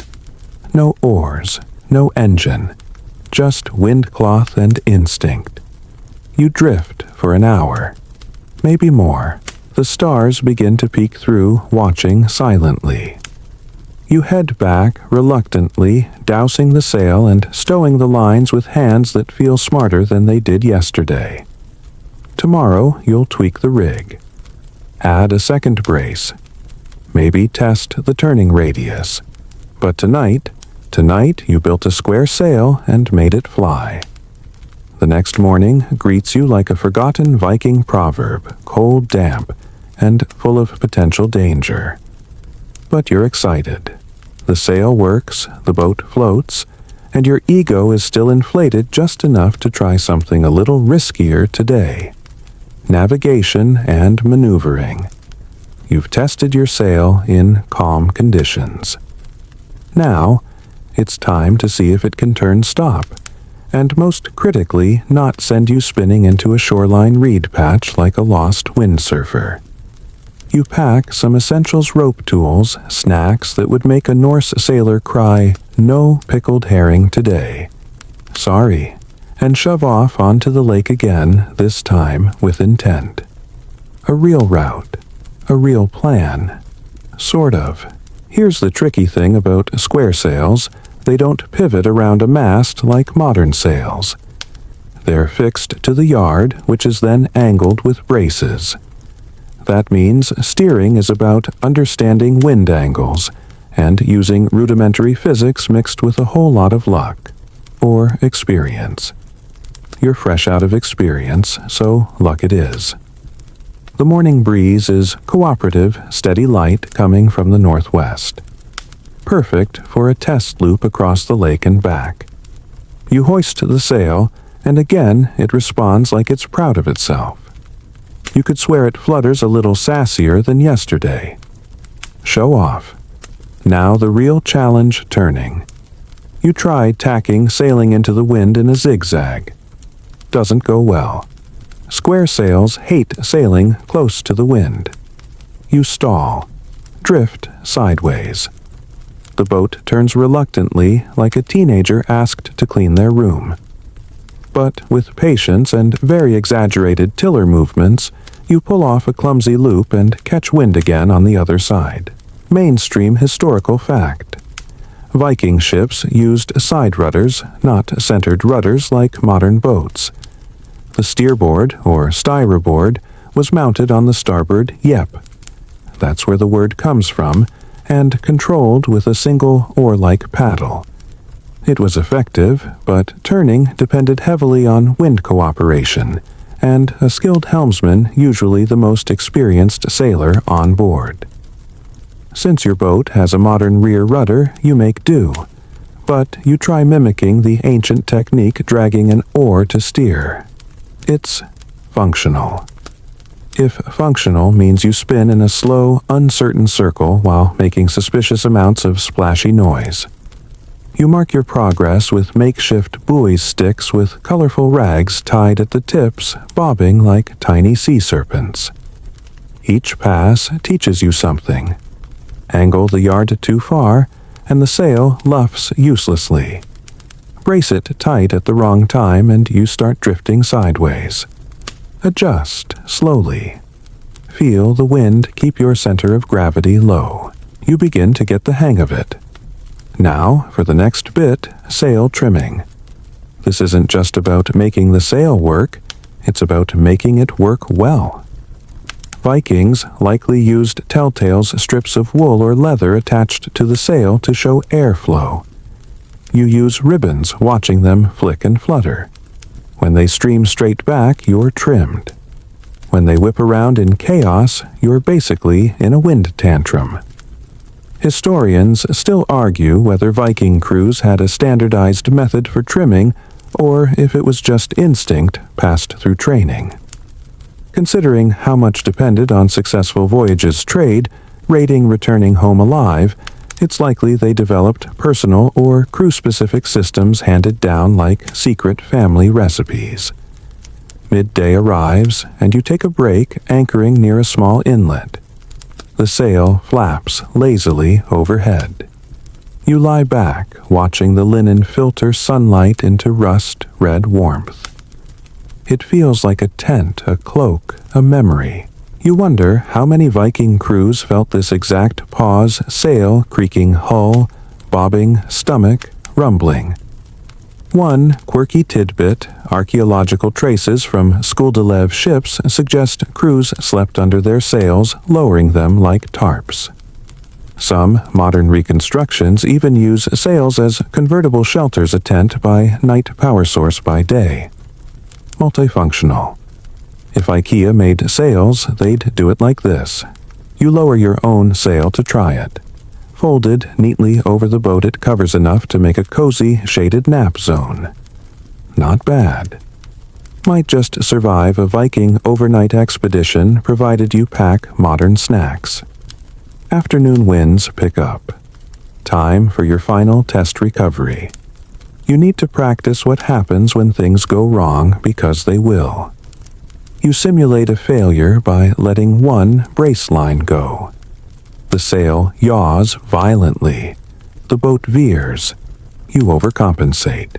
It flaps with enough force to scare away a nearby duck, sorry buddy. But you recover. Slowly, you retighten the brace, lower the halyard a bit to reduce pressure. Adjust your course and the sail calms. Like a dragon that just got its back scratched in the right spot. You breathe again. Mainstream sailing lore says Viking ships could travel up to 10 knots with favorable wind that's over 11 knots, a brisk clip for something made from trees and wool. On the open sea in the right hands, they were fast. Faster than most European merchant vessels of their time. You don't hit 10 knots, but you manage a steady crawl across the lake, slicing water gently, silently. The wind works with you. The sail pulls just right. You catch a perfect tack and glide home with the grace of someone who's finally starting to get it. You dock, lower the sail coil your lines, and step onto land like you've returned from some mythic journey. Granted, it was a 2-mile lake loop, but you feel a little changed. The sail held again. The boat followed. You made the wind your ally. You grin, sunburnt, and rope-marked, thinking this whole project started with a handful of flax and a bad idea. And now you're sailing. Almost like you were born to do this. Or at least like you're the only person in 100 miles who could describe the tensile properties of retted linen with such misplaced confidence. Tomorrow, maybe you'll map your route, chart the winds, try a longer trip. But tonight, you hang the sail to dry, run your hands over its sun-warmed seams, and nod like a proud shipwright. You're not done yet, but you're no longer guessing. You're sailing with intention. And somewhere, if the winds of history are kind, a Viking ghost gives you a grumpy thumbs up. You wake before the sun this time, beating the birds to their own morning gossip. There's a smell in the air, wet wood dew on canvas, and a trace of something you can't name but recognize deep in your chest. It smells like readiness. Today, you want to test the sail in changing conditions, because it's one thing to glide around a glassy lake on a fair day. It's another entirely to face shifting winds' rougher chop and the unpredictable moods of the natural world. You sip something hot and strong, and pull on your gear lighter, now more streamlined. You've started to dress like a functional reenactor, less cosplay and more historical adjacent. You feel like someone who might actually survive more than 20 minutes aboard a Norse longship. Today, you row out farther than before, past the comfort zone, where the lake begins to pulse with stronger currents and stranger sounds. The wind is up already, curling across the water in twitchy gusts. Not dangerous, but shifty. You like it. It's a little like sailing with a moody teenager, full of power unpredictable but kind of magical when you catch them at the right angle. You raise the sail with a now practiced rhythm. Halyard, yard lift, sheet lines tensioned, braces angled. The sail catches, and suddenly your little vessel becomes a wind animal again, eager, eager, eager. You've learned to read the signs. A ripple running ahead of you, gust incoming. Ribbons twitching sideways. You're about to lose trim. And so you adjust, always watching, always tweaking. Hands tight but not clenching, feet braced but flexible. You are one with this boat now, and it knows. Mainstream historical fact, Viking sailors were renowned for their ability to read the sea and sky. Many could sail without compass or charts, relying on the position of the sun wave direction, the flight of birds, and even the smell of seaweed carried by the breeze. The sunstone, a crystal possibly used to locate the sun on cloudy days, remains one of the more intriguing Norse mysteries. Historians still argue whether they used it regularly, or if it's just legend spun into fact. You do not have a sunstone. You have a wristwatch and a phone in a waterproof case. Still, you make a point not to check either. Today, it's just you, and what you can feel, see, hear. Mid-morning, the wind shifts abruptly. Your sail, rigged for a beam reach, begins to flap like an angry dragon tail. You move fast, too fast really, and pull the sheet line in too tight. The sail bucks. The boat heels. You panic briefly, foot slipping on the wet hull, but then you remember relax. Ease the sheet. Adjust the brace. Bring the yard across slowly. The sail swings. Fills. Balance returns. You're back in control. There's something empowering about it, this negotiation with nature. The sail isn't a machine. It doesn't respond to buttons or code. It reacts. It feels, and you have to feel with it. By midday, you're sailing against the wind well as close as a square sail allows. You tack back and forth long sweeping diagonals across the lake. Each turn teaches you timing. Wait too long, and you stall. Turn too soon, and you waste momentum. You're starting to understand what the old Norse skippers must have meant when they spoke of riding the breath of Njord, their god of winds.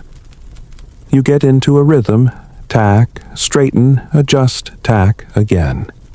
It becomes a dance. And somewhere in the middle of it, you realize you've been sailing for 2 hours without thinking about it. Your hands move automatically. Your eyes read the gusts like subtitles. Your body, once stiff and uncertain, moves like it belongs on water. And then, of course, the weather turns. Because of course it does. A bank of darker clouds creeps in from the west. Nothing dramatic, just enough to shade the water and lift the wind from a friendly murmur to a low growl. The sail pulls harder now. The boat feels more urgent. You tighten the sheets, brace your stance. This is what you came for. Quirky tidbit, some Viking captains were known to carry seabirds in cages. When visibility dropped, they'd release one. The bird, eager to get back to land, would fly toward the coast, giving them a direction to follow. It's primitive, sure, but clever. You, in contrast, have a seagull that's been eyeing you for snacks since dawn. Not helpful, possibly judging. The gusts keep rising. Not dangerous, but strong enough to test your gear. Your sail strains lines, tighten like guitar strings. You lower it a bit to reduce surface area. A reefing trick. It helps. The boat settles. You start to relax. Then snap. One of your braces slips loose. The yard yaws wildly sail, twisting into a giant linen pretzel. The boat veers hard. You scramble to grab the line. The tiller slips from your hand. You curse under your breath loud enough for the seagull to judge you again. But again you recover. Line resecured. Yard straightened. Sail flattened. It's not elegant, but it's enough. You laugh. Not because it's funny, but because it's so real. This is the point. Making something with your own hands, trusting it. Fixing it, failing, and fixing again. You don't just learn to sail a Viking-style square sail, you learn to suffer with it, to coax it, to cooperate. The storm never comes just flirted. By late afternoon, the sky clears again. You're damp, a little sunburnt, and definitely sore. But your smile is ridiculous. You dock the boat. Lower the sail one last time. Drape it over the gunwale to dry. It flutters content, like a dog after a long run. You take a moment to reflect. Square sails are not easy. They're not modern. They're not sleek. But they're satisfying. Slow. Demanding. Ancient in the best kind of way. You started this journey with flax seeds and a foolish dream. And today you sailed through shifting winds, handled a breakdown, and still came home dry. That's more than enough. But something tells you, tomorrow you'll push farther, because now that you've felt what this cloth can really do, you want to know how far it can go. The morning air is thick with mist, coiling low over the lake like it's guarding a secret. You pull your hood up, not for warmth, but for mood. Today feels different. Not harder exactly, but more serious. You've proven your sail works. You've steered it, mended it, even calmed it in a temper tantrum. But now you want distance. Today you set out to simulate what a Viking voyage might have felt like, a longer journey with no shoreline in easy reach. You pack heavier food, fresh water, a toolkit, extra bracing rope, and a cloth sack filled with hopes you don't need to improvise anything too medieval today. You double-check the sail's seams. Still tight. Still holding. You give it a little nod of approval, like a mechanic patting a well-behaved race car.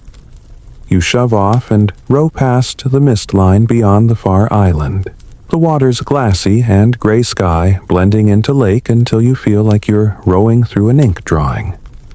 Finally, the wind whispers in, gentle but steady. You raise the sail. It fills like a lung. The boat responds, and off you go. Today's goal is simple endurance. You want to test how your sail performs over time. Do the seams stretch? Does the linen soften or sag when damp? Do the braces wear down?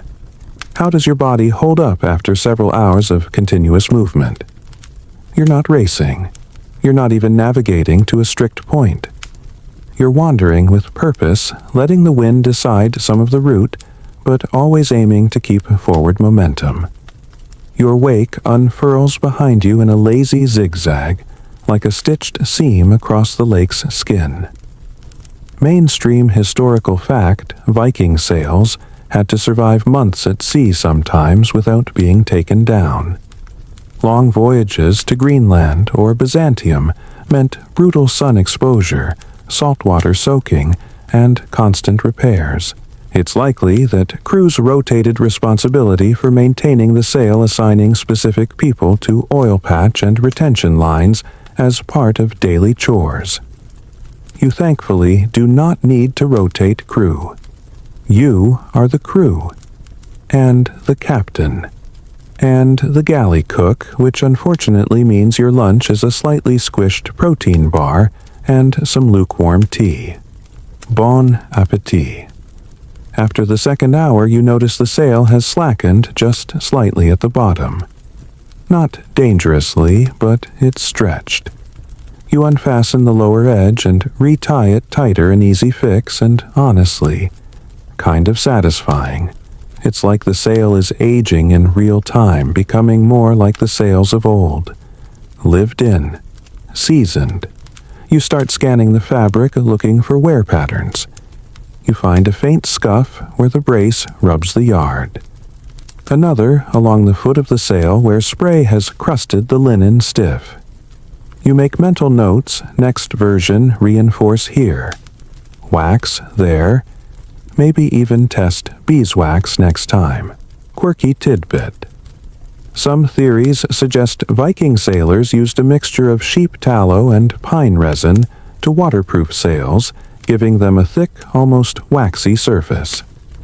This treatment may have contributed to the reddish tint observed in some archaeological textile fragments, though historians still argue whether the color came from dye weathering or these primitive coatings. You wonder how gross sheep tallow smells after 2 weeks under the Mediterranean sun. Then again, Viking ships weren't exactly spa retreats. Between sweat tar fish oil and the communal sock situation, you suspect olfactory survival ranked just below actual survival. The wind shifts slightly in the early afternoon. You adjust your course.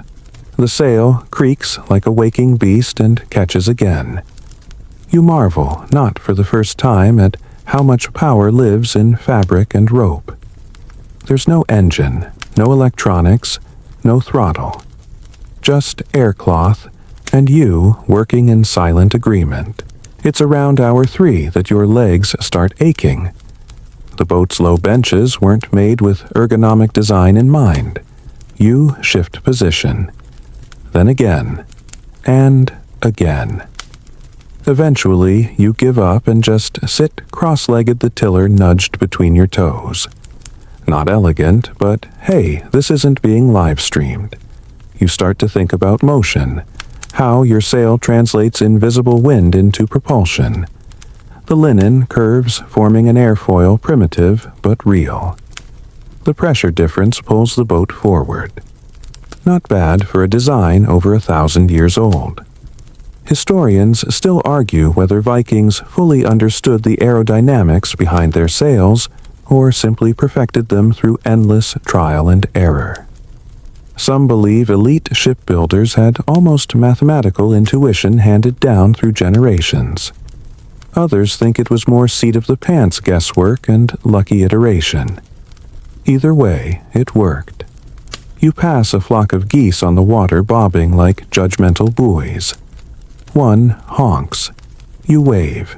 Viking business, you mutter. Keep paddling. The wind starts gusting stronger. Not dangerous, but inconsistent, short, choppy bursts. Your sail flaps in protest. You brace it tighter, feeling the added strain in the rope. You imagine a Viking midshipman hauling on that same line, sweating in a drizzle, muttering in Old Norse, ugh. Not again. You hold the course. The sun begins to dip lower, casting everything in rich bronze.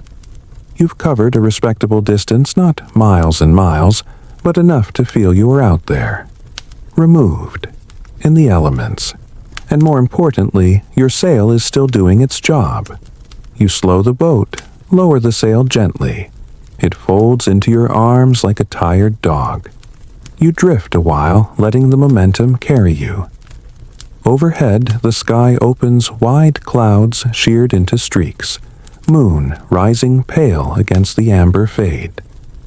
You exhale slowly, hands raw but content. You didn't rush. You didn't break. You endured. This sail made from flax you grew redded, spun, and wove. This sail has proven it's more than an experiment.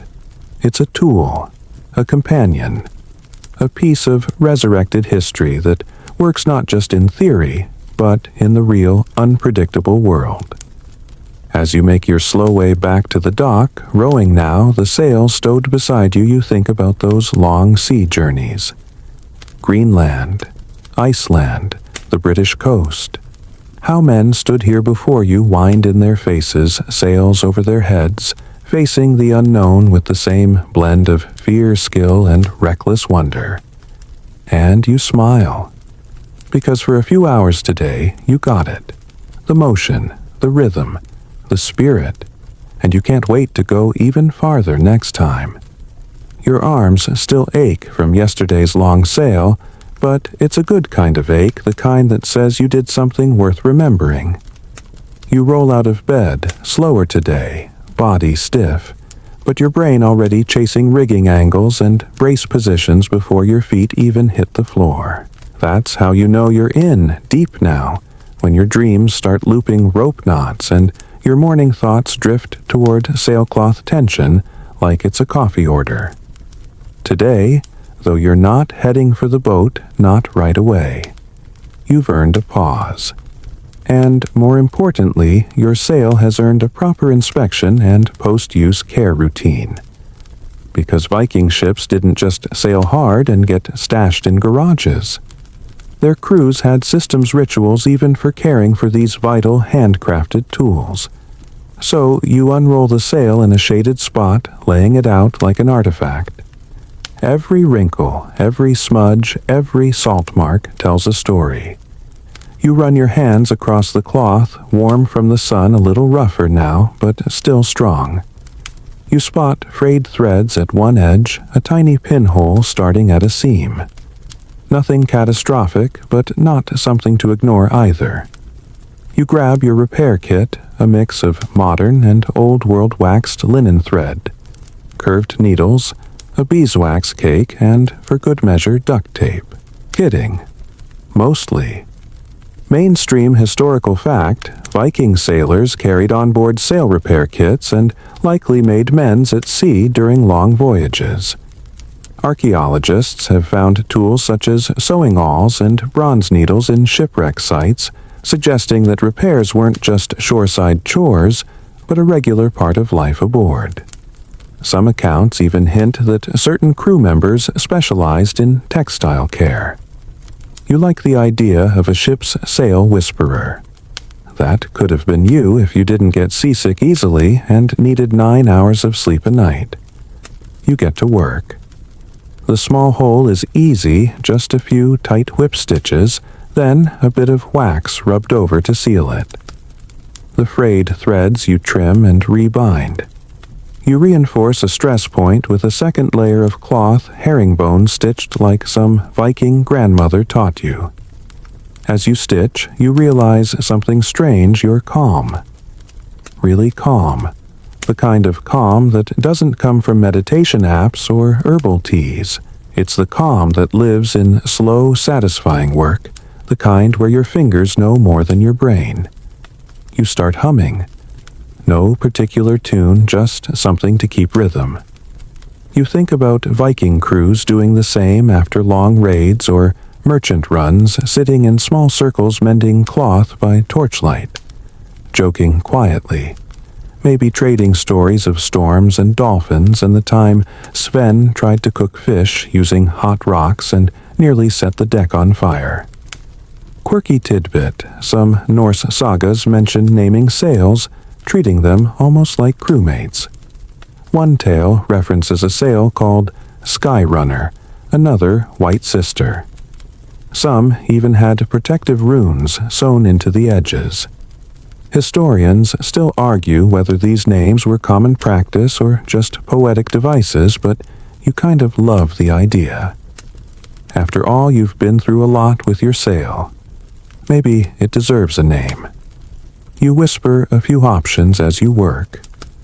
Nothing feels quite right yet, but you're listening now in case the sail decides to whisper one back. Once repairs are done, you check the braces and hardware. The wooden toggles are solid, though one's got a crack starting down the middle. You swap it out. The yard has worn smooth from use, satisfyingly so. The braces still slide easily, though one's showing signs of rubbing too hard where it meets the corner of the sail. You file it lightly, oil it. Little improvements, little protections. It strikes you how much of Viking sailing life must have revolved around prevention. You didn't wait for things to break. You watched them, cared for them, anticipated their needs. The sail wasn't just fabric, it was lifeline. You tear that in the wrong storm. You don't just slow down, you die. And now you're a little closer to understanding that responsibility. After the physical work, you focus on the sail's weatherproofing. The last oiling was days ago, and that rainstorm 2 sails back probably stripped more than you realized. You lay the sail flat and rub in your linseed oil and beeswax mix warmed slightly for easier application. The smell is earthy and sweet, oddly nostalgic now. As you work, the sail darkens slightly, the threads soaking up the protection. You watch the linen transform less cloth, now more armor. It feels alive again, durable, ready. You pause to stretch your back, then take a few steps back and look at it. Really look. It's beautiful. Not in the delicate way, not like silk, but like a well-built barn or a battle-worn shield. There's something holy about it now. Earned. A fabric that's gone from seed to strength, and along the way stitched a piece of you into its very weave. You think back to when you first pulled those flax fibers apart, how fragile they seemed, how unready. And now you couldn't tear this thing if you tried. Trust me, you have tried. That time you tripped over a log and landed on it like a sack of potatoes. Yeah, still held. The sun starts lowering in the sky. Golden light washes over your workspace. The sail gleams faintly, lines neatly coiled beside it. Everything's in order. Everything is ready. You fold it, carefully creases aligned corners smoothed, and store it in its sack. It feels like tucking in a sleeping pet. Historians still argue whether Viking crews treated sails as sacred or simply utilitarian. There's no conclusive evidence of rituals or ceremonies. But if you've ever made one, really made one, you know. These things weren't just gear. They were pride. Proof that you could take threads and turn them into motion. That you could build your own wind. You close up shop, glance back once at the folded sail. Rest up, you murmur. We've got miles to go. And in the silence that follows, you almost swear the cloth shifts ever so slightly, as if it's nodding back. You wake up thinking about wind. Not metaphorical wind, not life's challenges or winds of change, but actual physical wind. The kind that tugs at sails and whistles through rigging and can ruin your day if it decides to vanish halfway across a fjord. Because now that your sail is seasoned, mended, and battle-tested, it's time to get nerdy. Today is all about harnessing the wind smartly, not just going wherever it pushes you, but learning how to play with it. Bend it, trick it, tease it into sending you sideways or even sort of kind of upwind like the Vikings did. You head to the lake again, sail stowed neatly, lines organized with an almost parental pride. The wind's already stirring as you reach the dock, not fierce, not weak, just right. It brushes your cheeks and nudges your hair around like a dog, saying, "You ready to chase me or what?" You grin. Game on. You hoist the sail, let it billow, and settle into position. Your goal today, test the points of sail. That is, figure out how close to the wind you can travel, how responsive your linen canvas is when you shift angles, and whether you can approximate tacking a maneuver. Modern sailors know well, but Vikings, well, that's where it gets tricky. Mainstream historical fact, Viking ships were fast, agile, and capable of moving at surprising speeds up to 10 to 12 knots under ideal conditions. However, they weren't particularly good at sailing directly into the wind. Instead, they used a technique called beating zigzagging across the wind in long diagonal runs. Turning through the wind was difficult, and often avoided, especially on larger ships. So you start your experiment beam reach, broad reach running. Each angle gets a different feel, the way the sail flexes, the way the boat pulls. When the wind hits you from the side, beam reach the sail puffs full like a proud chest. The boat surges forward like it's got something to prove. You smile, bracing with your knees as the speed picks up. You start adjusting the sail's angle to the wind using your braces. You're not dealing with a modern pivoting mast here. It's all you all, rope, all timing. Every adjustment is slow and deliberate, one hand guiding, one hand correcting. You become the hinge point between air and cloth. After a few passes, you decide to try something riskier, heading as close to the wind as your setup allows. You edge into a close reach, maybe a 60-degree angle to the wind. The sail shivers briefly, unsure. Then it catches. You feel the pull shift less forceful, more finicky. You're skating the line, now testing the limits. Historians still argue whether Viking ships could sail higher than 60 degrees to the wind, or if they depended on a mix of rowing and patient route planning when conditions turned against them. Some reconstructions show moderate windward ability. Others claim it was almost non-existent. Depends on the ship, the sail, the gods, and maybe what you had for breakfast. Speaking of which, you forgot to pack a snack. You dig around the gear for emergency almonds. Not heroic, but functional. Then comes the fun part, a controlled jibe. You shift the sail from one side to the other, turning the boat so the wind moves from behind across the stern. You duck low as the yard swings whoosh. No head injuries today, thank you. You adjust the braces again, tightening one, easing the other. The sail snaps back into position like it's been waiting for this moment all afternoon. Quirky tidbit, some Viking ships had pivoting steering oars that could be quickly shifted from one side of the boat to the other when tacking or turning. It wasn't elegant, it involved ropes, pins, and possibly a few bruised knuckles, but it lets sailors adjust course quickly without losing control. Think of it as the Norse version of a high-maintenance rudder. You don't have a pivoting oar. You are the pivoting oar. And your knees are starting to file complaints with management. As the wind picks up mid-afternoon, you notice a difference in the sail's responsiveness. The linen's tighter now, more confident. It holds its shape longer, resists the slap and flutter of gusts. You think back to that first trial run, how floppy and hesitant the sail felt. Now it's a dancer. It leads the boat. You just follow. And yet despite all your adjustments, there's still a gap and angle you can't quite master. Heading directly into the wind. Dead zone. The sail flaps uselessly the boat stalls. You drift like a rubber duck. You laugh. Okay, fine. No one's beating physics today. But then something clicks. You begin using that weakness.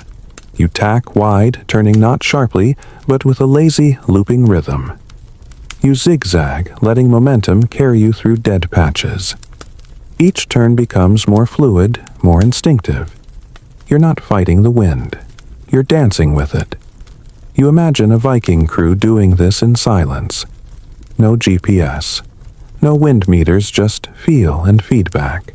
They probably knew their sails like family, how they creaked when tired, how they pulled when overstrained, how they sighed when the wind turned kind. You notice now how the sail talks to you. Not in words, but in gestures. A ripple here means loosen. A sag there means adjust. A deep, steady pull means you've got it, perfect trim, perfect line. You make a final long run across the lake, this time with no goal other than balance. The wind is constant. The sail is tuned. The boat glides.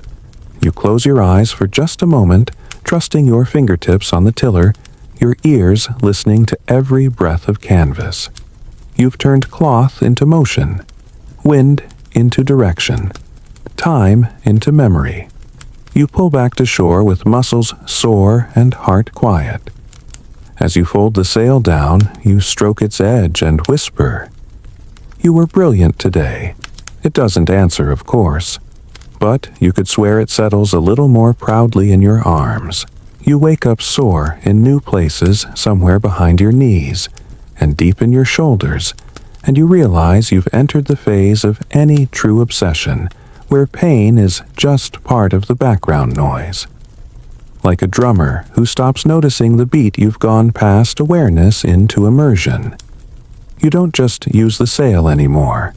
You think with it. Today, though, isn't about the wind or the water.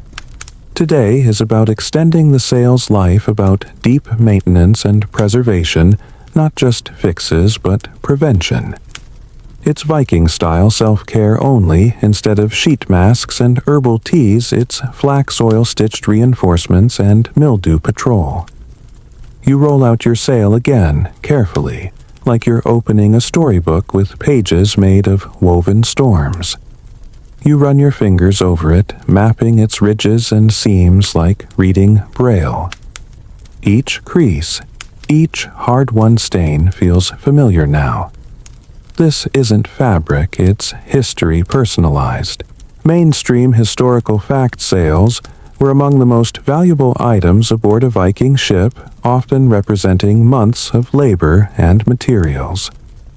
Some scholars even believe that a high-quality sail could cost as much or more than the ship's wooden hull. Preserving one wasn't optional, it was an economic necessity. You squint at a dark spot near one corner, maybe mold, maybe just leftover lake grime. Either way, you're not taking chances. You mix up your cleaning paste, coarse sea salt, warm water, a splash of vinegar, and a sprig of thyme. Because why not, you're fancy now.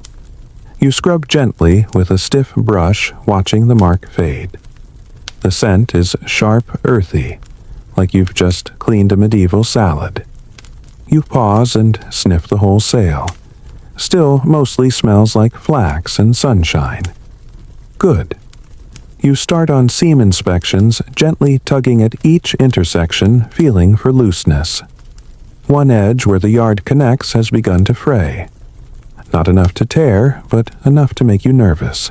You remember the pressure it took during that sudden gust, how the fabric strained against the ropes like it was begging for mercy. You reinforce it with a whip stitch and a patch of older linen dyed darker, so you can spot it easily in future inspections. Then you rub beeswax into the threads. It makes them shine faintly in the light like veins under skin. Historians still argue whether Vikings had seasonal sail rest periods or if they used their sails year-round regardless of wear. Some sagas describe sails being taken down and stored in winter, while others suggest ships stayed mobile as long as the ice allowed. Either way, care between voyages was essential. Imagine mending 100 square meters of sailcloth during a storm. Hard pass. You drape the sail over a frame, now letting it air fully in the sun. The wind flaps through it gently like it's stretching. You check the corners, the toggles, the reinforcing leather patches you added back in Section 9. Remember those still holding. You high-five yourself, quietly. No one else is around, but you feel seen. Quirky tidbit, in some remote Norse settlements there are accounts of sail houses, separate structures, used only to store and maintain sails. They were cool, dry, and sacred in their own way. Some may have been communal with villagers, pooling their linen like a medieval Costco.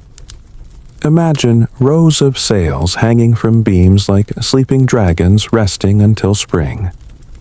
You wonder if you should build one, or at least clear some shelf space in the garage.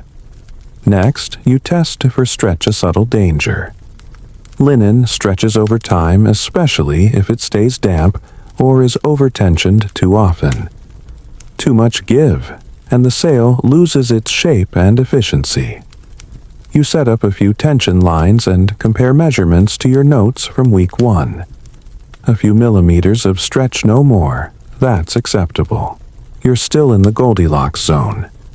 Then there's the weatherproofing. Again. You thought the beeswax and linseed oil were a one-and-done deal. Nope. Just like you moisturize your skin, or should friend sailcloth needs repeated care.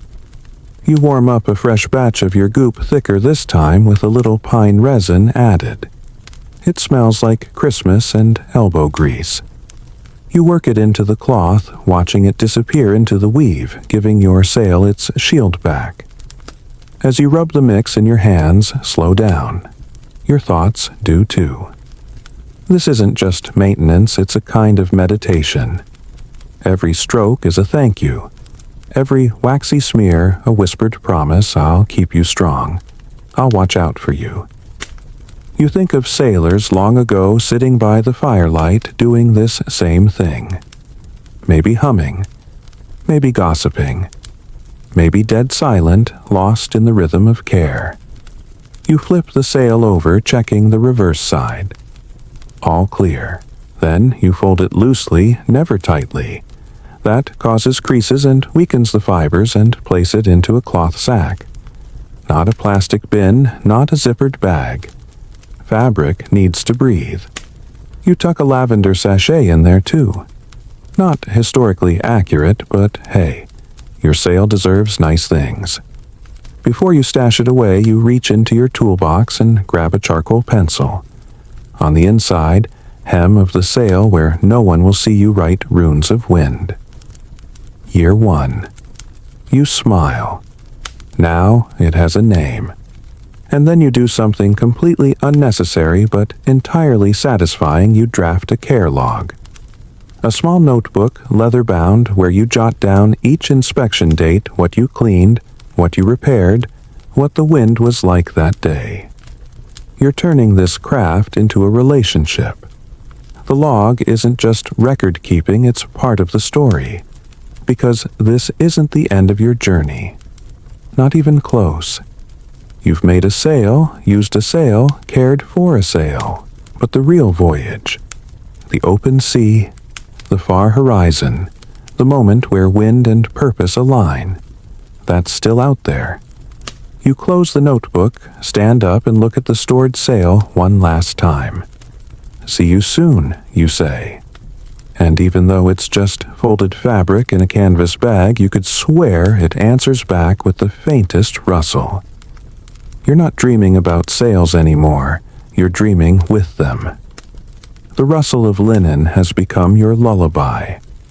You catch yourself tracing seam patterns on napkins at cafes. At this point, your relationship with your Viking sailcloth has gone from curious flirtation to full-blown commitment.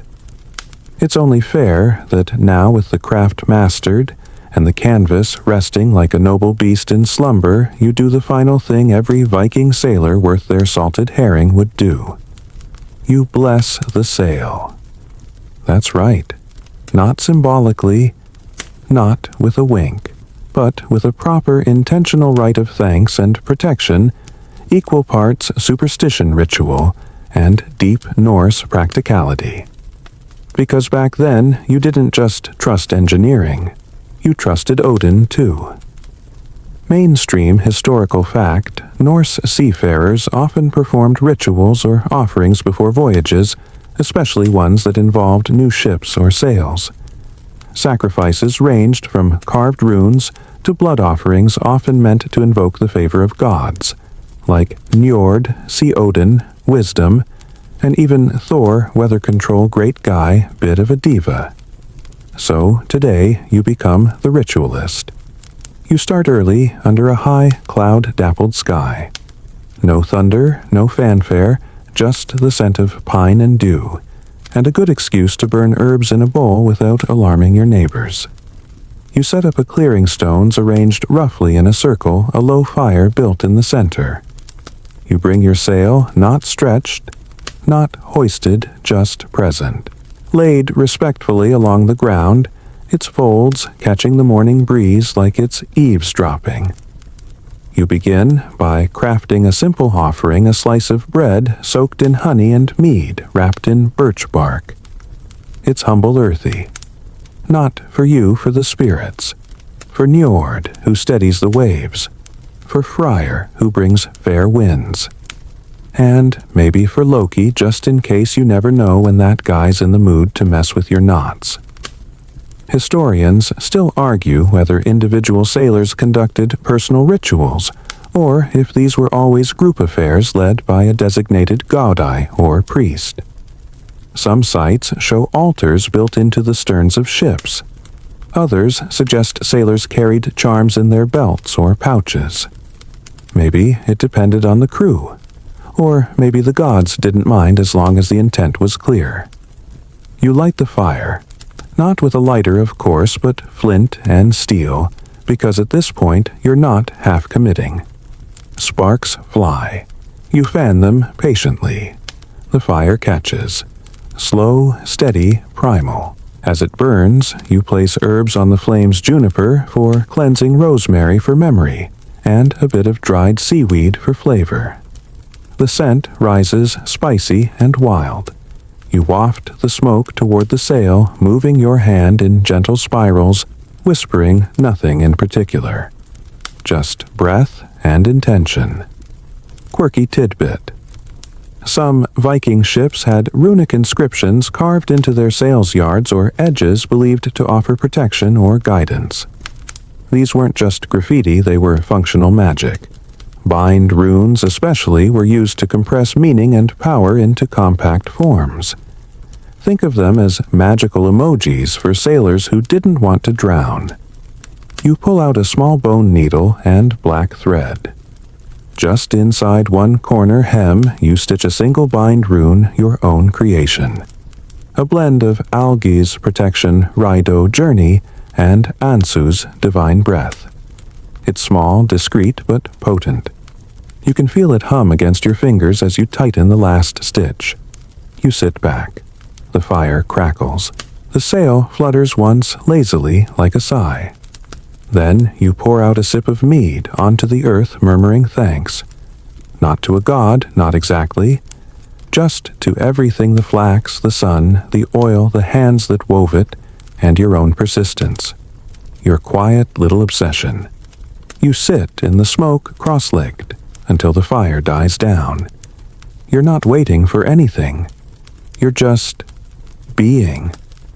There's something deeply human about marking time like this, about stepping away from utility and doing something simply because it feels necessary. Then, as a final step, you take a small strip of sail scrap, leftover linen from your earliest cuts, and twist it into a cord. You wrap it around your wrist 3 times and knot it. It's not flashy. It doesn't mean anything to anyone else. But to you, it's a reminder of process, of patience, of wind and water, and trying again. You tuck the sail back into its sack, slow and deliberate. You carry it home under one arm, feeling like you've just walked someone back from a ceremony. It feels different now. Not heavier exactly, but fuller. Like it knows who it is. That night you dream of fjords. Not postcards. Not tourist shots. But wild gray water. Heavy skies. A sail that catches wind like lungs fill with breath. You're standing at the tiller. Alone, yet not. The sail hums above you, taut and eager. You're going somewhere. You don't know where, and that feels exactly right. You're out of rituals now. Out of repairs, out of waxing pots, out of seams to reinforce. The sail is done, and not in the way that's ever truly done. It's simply ready. Like a bowstring drawn back. Tension, but no release. Not yet. So, what do you do when the making is complete?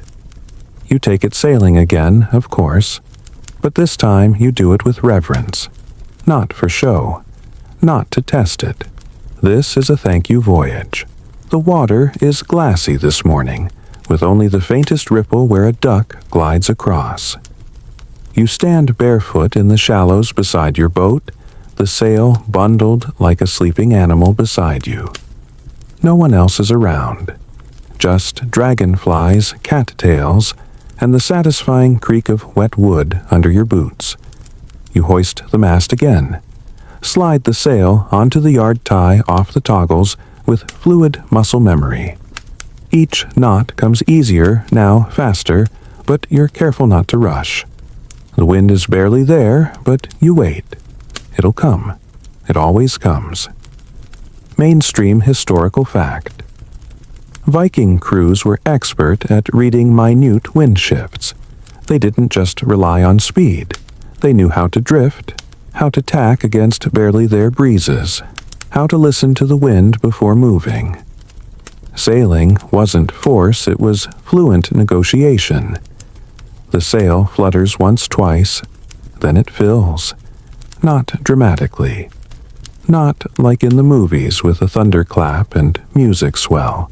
Just a whoomp, soft as a sigh as the fabric goes tight and the boat shudders forward. You grin like an idiot. You can't help it. You drift silently into the middle of the lake, past reeds, past the fish that scatter below. The wind is cooperative, just enough to move, not enough to challenge. You adjust the tiller lazily. The sail holds steady. The flax catches the light differently, now almost golden. You think maybe it's not the same sail anymore. Or maybe you're not. You lean back against the hull, one hand trailing in the water. It's warm today, summer. Warm, the kind of day Vikings probably celebrated with foraged berries and aggressive amounts of ale. You look up and watch the sail. Every flutter is a language.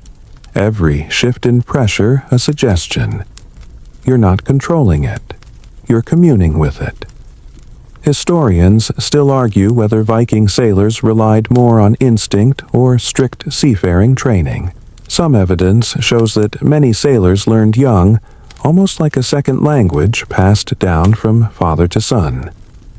But there's also growing support for the idea of communal apprenticeships. Whole crews mentoring each other, refining the subtle art of reading fabric and air. You're not born into this, but you've built your own apprenticeship. You remember the early cuts, the uncooperative warp. That time you accidentally glued a section inside out and had to start over with loud, creative swearing in Old Norse, of course. Quirky tidbit, some reconstructed Viking sails have been found with odd patchwork shapes, not symmetrical like modern sails. One theory, sailors used personal scraps like fragments of old clothing or wedding linens to personalize their sails. Think of it as turning a boat into a wearable scrapbook. You wonder what your sail would say about you. The hand-stitched rune. The too-perfect square patch from the corner you redid 3 times. That lavender sachet still tucked in the storage sack like an inside joke between you and the canvas. A sudden gust nudges the boat gently to the side. You correct course with barely a movement. The sail responds smooth and eager. This feels like a partnership now. The sail no longer fights you. It knows what you want. You've spent weeks breathing life into it, and now it's breathing back. And, just like that, you reach the middle of the lake. You stop there not because you can't go further, but because this is the moment. The place between shore and sky. You pull the sail slightly slack, just enough to still the boat. Everything quiets. Even the birds hush a little. You sit in that silence and think about distance.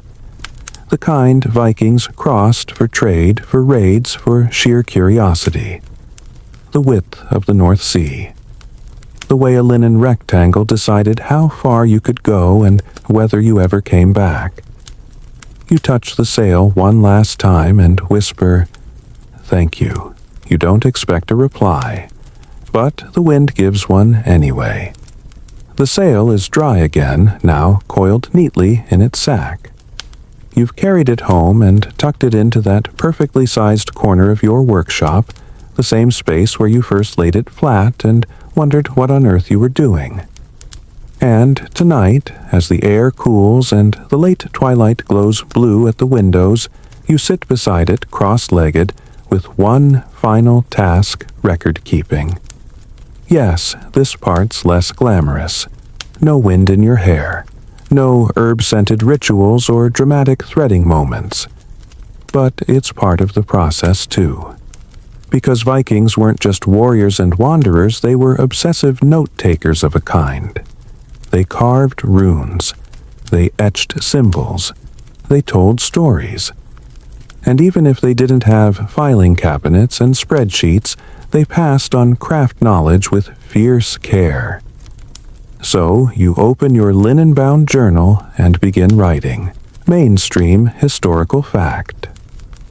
While the Norse left no sail blueprints as we'd recognize them, they preserved knowledge through oral tradition, runes, and carvings. Archaeologists have even found fragments of poems and rhymed instructions meant to help remember trade secrets because, apparently, mnemonic jingles existed long before modern infomercials. You sketch the final sail dimensions, width, height, curvature. You note the thread, count the oil to beeswax ratio you finally landed on. You record the number of hours worked not to brag, just for posterity. And then you write the stories, the time you bent your needle, the way the sail fluttered. For the first time, that bizarre moment you swore you smelled fresh hay mid-weaving still unexplained. You don't rush it. This is your archive. Maybe no one will ever read it.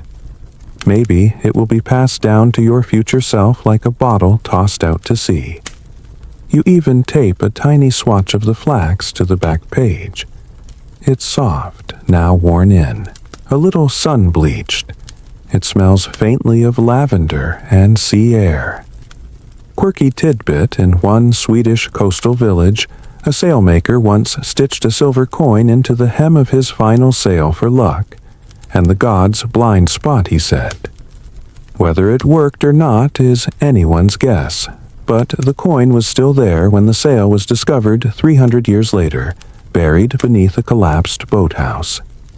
You think about doing the same, but your version's simpler. You whisper a name not of a god or a hero, but the name of your sail. You've earned the right to name it, haven't you? You write it on the inside of the storage sack, one neat word in your own handwriting. No one else will see it. Doesn't matter. The lights are dim now, the world quieter.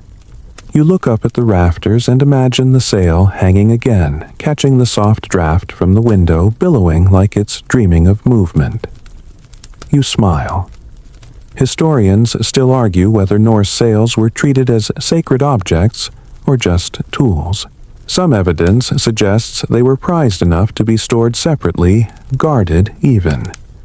Others believe they were simply necessary gear used and repaired like boots or axes. The truth? Probably somewhere in the middle, like most of life.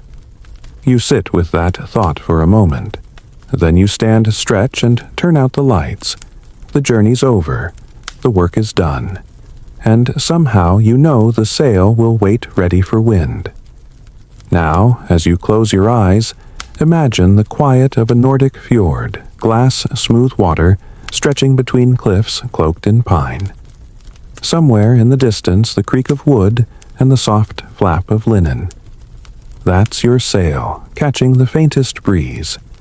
It doesn't rush, it doesn't strain. It floats, content, steady, trusted. Your hands are sore but proud. Your back aches, but only in that honest, well-earned way. The kind of tired that comes not from struggle but from care. From time well spent. From being present. You drift backward in time just for a moment, through flax fields, through twisted threads, through nights by candlelight and smoke-sweet rituals. It all moves slower now, softer. The world narrows to the gentle hush of linen against wood, and the sound of your own breath sinking with the waves. You're safe here, carried by something you made, something that in its own way knows you. Let your breath deepen. Let your muscles unclench. Let your thoughts wander like sails in open sky, without anchor, without urgency. The shore will still be there come morning. But for now, you rest. You float. You sleep.